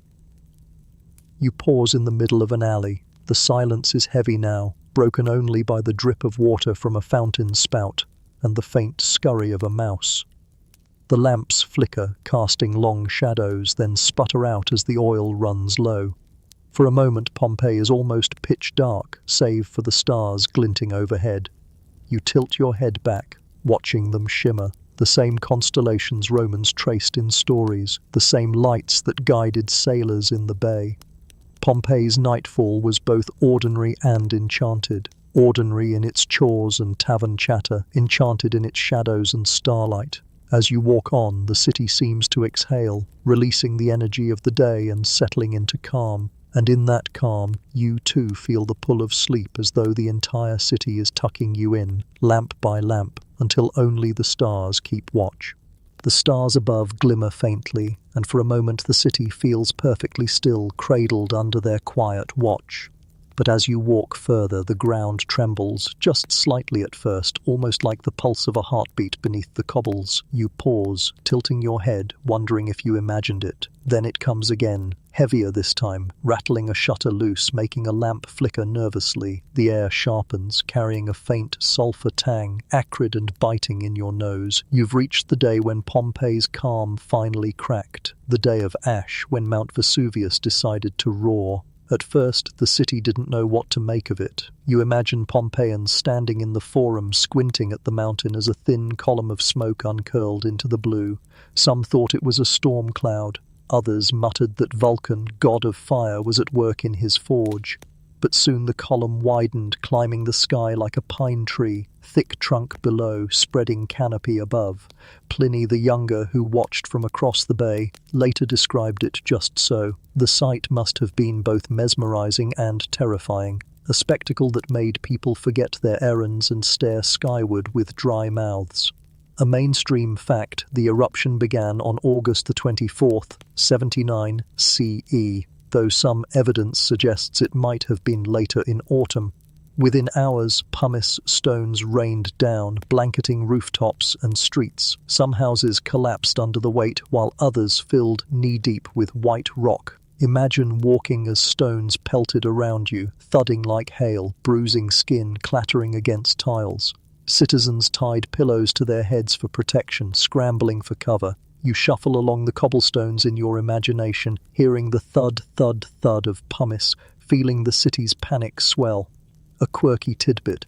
Archaeologists found skeletons with coins still clutched in their fists, proof that even in chaos people thought of money. Some grabbed jewelry, others stuffed bread into satchels. One baker's oven still held loaves inside, abandoned mid-bake. Imagine that, grabbing your savings and your lunch, not knowing which would matter most. The hours crawl forward and the sky darkens. Ash falls thicker now, coating hair, sticking to skin, clogging mouths. You cough, pulling your cloak tighter, but it's no use. The air tastes burnt. The sun vanishes behind a swirling veil. Day becomes night, lit only by the orange flashes of lightning sparking inside the ash cloud. Historians still argue whether this lightning was volcanic discharge or simply storm energy triggered by the eruption. Either way, the sky would have crackled with violent light, illuminating terrified faces below. You press forward, hearing cries echo in the streets. Families clutch each other, shouting names, trying to reunite. Dogs bark, straining against chains. A man drags a cart loaded with amphorae until it tips, spilling wine into ash. Somewhere a child wails, the sound piercing through the roar of the mountain. You feel the panic like a weight pressing against your chest. The tremors grow sharper, knocking tiles loose from roofs. You duck as one crashes near your feet. Statues topple, fountains crack, and the impluvium pools inside villas fill with grey slurry instead of rain. The city shakes as though the earth itself is trying to shrug it off. Hours pass, and then the pyroclastic surges begin. Clouds of superheated gas and ash roar down the mountain, faster than any human could run. The first surges strike the countryside, suffocating everything in their path. Pompeii is still distant enough to catch mostly falling pumice, for now, but the sky grows heavier, darker, the weight of the eruption pressing down. You squint upward. The ash cloud stretches miles high, blotting out stars, blotting out everything. A quirky image surfaces. Some Pompeians tried to flee by boat, rowing desperately into the bay. But pumice fell so thick that ships risked capsizing under its weight. Imagine scooping handfuls of floating rock off the water, trying to lighten your boat as fire flickers behind you. Desperation doesn't always pick the easiest route. Historians still argue whether more people died during the pumice fall or the later pyroclastic surges. Evidence shows many sheltered in houses, hoping the eruption would pass. Some suffocated inside ash-filling rooms until there was no air. Others tried to flee too late, caught in the choking waves of gas. The plaster casts of their final positions tell the story better than any chronicle. Hands raised to shield faces, bodies curled in futile protection. You step slowly through the streets in your dream, ash crunching beneath your sandals. The city that once bustled with gossip and laughter is muffled now, its soundscape swallowed by the roar of Vesuvius. Roofs collapse with thunderous cracks. Fires spark from falling debris. The smell of sulfur chokes your throat, bitter and stinging. The lamps that once glowed softly at night sputter out, buried in drifting ash. Through it all, some still hope. You imagine a family clutching one another in a courtyard, praying to Jupiter for mercy. A priest raises hands at a temple, shouting to the gods through the storm. But the mountain answers only with thunder and fire, its voice too loud for prayers. The ash keeps falling. Hours stretch like days. Finally, the air grows so thick you can barely see. Each breath is heavier than the last, each step slower. You pause in the middle of the street, ash piled high around your ankles, and realize the city itself is sinking into silence. Pompeii, once alive with laughter, markets and music, is now swallowed by a storm it cannot resist. And yet, in this detailed, dreamy narration, you keep moving, even as the city stills. You carry the memory of voices, of taverns, of gardens through the ash. The day of fire and pumice has come, but in your imagination the story continues, not with death, but with echoes that somehow refuse to fade. The ash storm rages in your imagination, and yet you keep walking, though the streets are no longer streets. They are trenches of powder, drifts climbing higher against walls, roofs sagging under weight. The sound of the city has changed. Where once it was the shuffle of sandals and the chatter of voices, now it is muffled thuds and the eerie hiss of falling debris. Pompeii is being buried before your eyes, a city folding itself into the earth. You pause at the Forum, that great plaza you once crossed, filled with laughter and debate. The colonnades now groan under pumice, their outlines ghostly. Statues of gods vanish waist-deep in ash, their faces grimly disappearing. The temple of Jupiter, once so commanding, is shrouded in shadow, its roof splintering. Even the fountains sputter silent, their lion heads choked. The civic heart of the city is beating its last, smothered under the mountain's weight. A mainstream fact, by dawn of the second day, most of Pompeii was sealed beneath several meters of pumice and ash. Roofs collapsed, crushing those who had sheltered inside. Those who had fled too late faced the pyroclastic surges, searing clouds of gas and ash moving at hundreds of miles per hour. These surges reached temperatures so high they killed instantly, leaving bodies where they fell. The plaster casts archaeologists later made show, not statues but people frozen in their last moments. A quirky detail, one cast reveals a dog twisted at the end of its chain, paws reaching, neck straining. The poor creature couldn't escape. Others show people clutching amulets, jewelry, even bread loaves. One skeleton had a full purse of coins, as though wealth could be bartered against fire. It's strangely human, grabbing what feels important in panic even when the true danger cares nothing for gold. Historians still argue how many truly perished here. Early estimates ran to 20,000. Though later studies suggest fewer, since many may have escaped before the worst. But the bodies found, over 1,000 in Pompeii alone, speak louder than numbers. They show a cross-section of life, rich and poor, children and elders, slaves and merchants. The eruption didn't discriminate. In the silence after, everyone was equal under ash. You wander into a villa where frescoes once glowed with myth and gardens trickled with fountains. Now the impluvium is a pit of grey, the walls streaked with soot. A family huddles in your vision, their outlines faint, arms wrapped tight around one another. Their figures blur as ash covers them, the frescoes behind fading too, until all is one colour, stone grey, choking. You step softly past, your own breath heavy in your throat. The amphitheatre lies in eerie silence, its vast bowl filled with drifting pumice. No roar of crowds, no clash of swords, only ash settling like a blanket across the seats. The arena sand is buried, the arches sealed. You feel its grandeur dissolve, replaced by stillness. Even the place built for spectacle cannot compete with the mountain's performance. The streets narrow under the weight, alleys vanishing into powder. You pass a bakery, its oven still holding loaves, blackened lumps no one will taste. Nearby, a tavern's dolia are filled not with stew, but with ash. Graffiti on the walls grows fainter, the jokes erased by nature's hand. You touch the plaster only to feel it crumble into dust between your fingers. And then the pyroclastic surges arrive in your imagination. You hear it first, a roar like thunder cracking open the earth. Then the heat slams forward, though here in narration it touches you only gently, like a hot breath. In reality, it would have been instant death. The The waves roll into Pompeii, filling houses, sweeping through streets, baking everything in place. Roofs vanish, wood ignites, walls collapse. The city groans once more and then falls silent. A quirky scene imagined. Perhaps one or two citizens tried to joke even in those final moments. Humans sometimes laugh at fear when words fail. Maybe someone muttered, "At least the landlord can't collect rent now," earning a final weary chuckle. Dark humor isn't modern, it's survival, even if only for a heartbeat. When the last surge passes, the city is gone. Pompeii lies under more than 20 feet of volcanic matter sealed tight. No sound, no breath, no whisper. Just the mountain looming quiet again, as though nothing had happened. For centuries people forgot. The fields above grew fertile, grapes and olives thriving in the enriched soil. Farmers ploughed, unaware a city slept beneath their feet.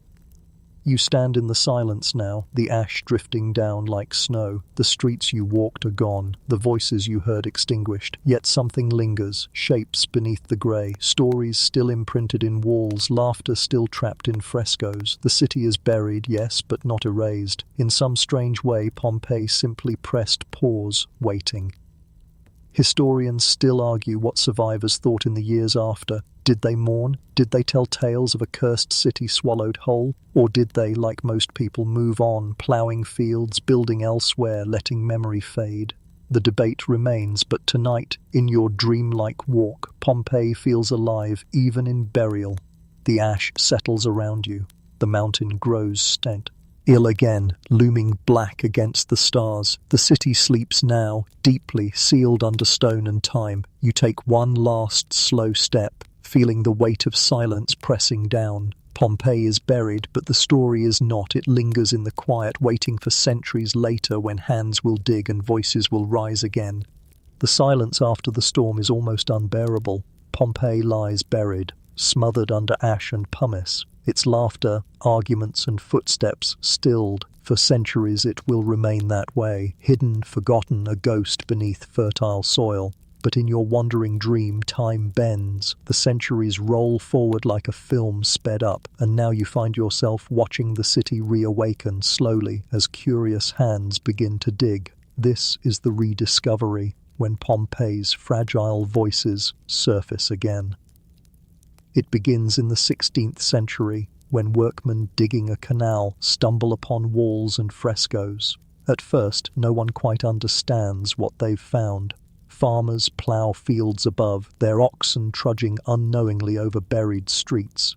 Then in the 18th century, excavations begin in earnest under King Charles of Bourbon. Pickaxes strike into ash, uncovering frescoes so vivid they stun the world. Imagine being one of those workers brushing soil away to reveal a painted Cupid or a carbonized loaf of bread or a skeleton curled in the corner of a room. It must have felt like walking into a time capsule that shouldn't exist. A mainstream fact, Pompeii's excavation was one of the first large-scale archaeological projects in history. Though early methods were crude, at first treasures were taken, frescoes cut from walls, artifacts carted off to palaces. Only later did archaeologists realize the city itself was the greatest treasure, its streets intact, its walls whispering stories. By the 19th century, plaster casting techniques were introduced. Hollow spaces left by decayed bodies were filled with plaster, creating hauntingly lifelike figures of Pompeii's last moments. Today, those casts are both famous and unsettling, people frozen mid-motion, their expressions eerily familiar. A quirky tidbit, one of the most famous casts is a man lying face down with his hand near his groin. Some immediately assumed he died in the middle of a very private act, leading to centuries of snickering commentary. More recent research suggests he simply fell that way, his limbs twisted as he suffocated. But the legend of the man caught in the act lingers, proof that humor clings even to tragedy. You wander through the rediscovered streets in your imagination, not as they were in 79 CE, but as they appeared to the first visitors. Frescoes bright yet fragile, mosaics glinting under dust, bread still sitting in ovens. Tourists in the 19th century walked these ruins with wide eyes, sketching, gasping, and sometimes pocketing souvenirs. The city once again became a spectacle, though now its audience was the world. Historians still argue about excavation ethics, how much of Pompeii was destroyed in the very act of uncovering it. Early digs prized treasures over context, peeling walls and scattering objects.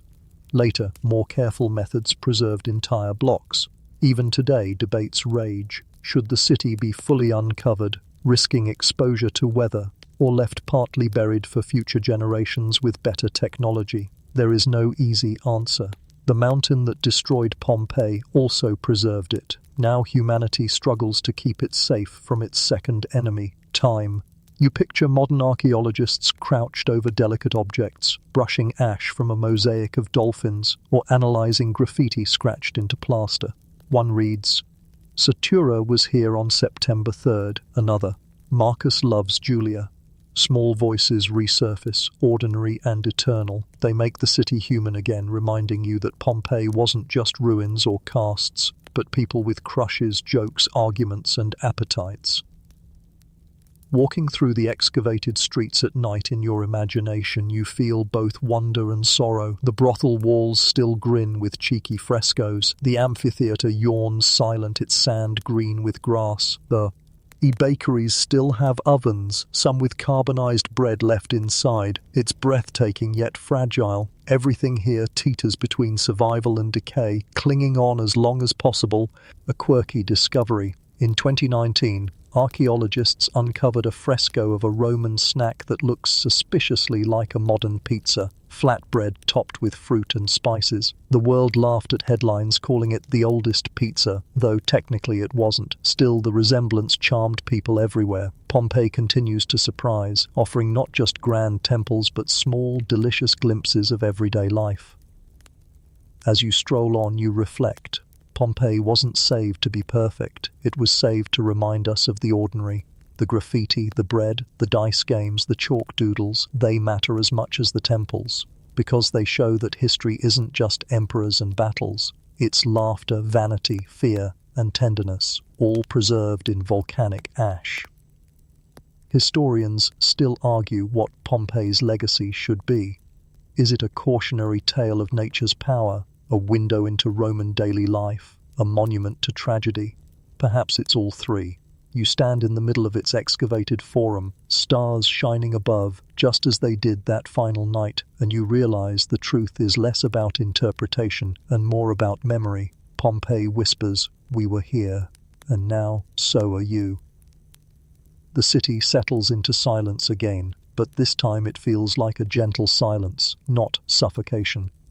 Archaeologists continue their work by day, tourists wander by afternoon, and you wander by night, soothed by the hum of voices past. Pompeii is buried no longer. It has risen, fragile yet proud, its story laid open for anyone willing to listen. And now, as our long walk through Pompeii comes to an end, the pace softens. You slow your steps, letting the cobblestones fade beneath your feet, the walls dimming gently back into shadow. The noise of markets, the laughter in taverns, the music of theatres, all drift away like echoes carried off on the breeze.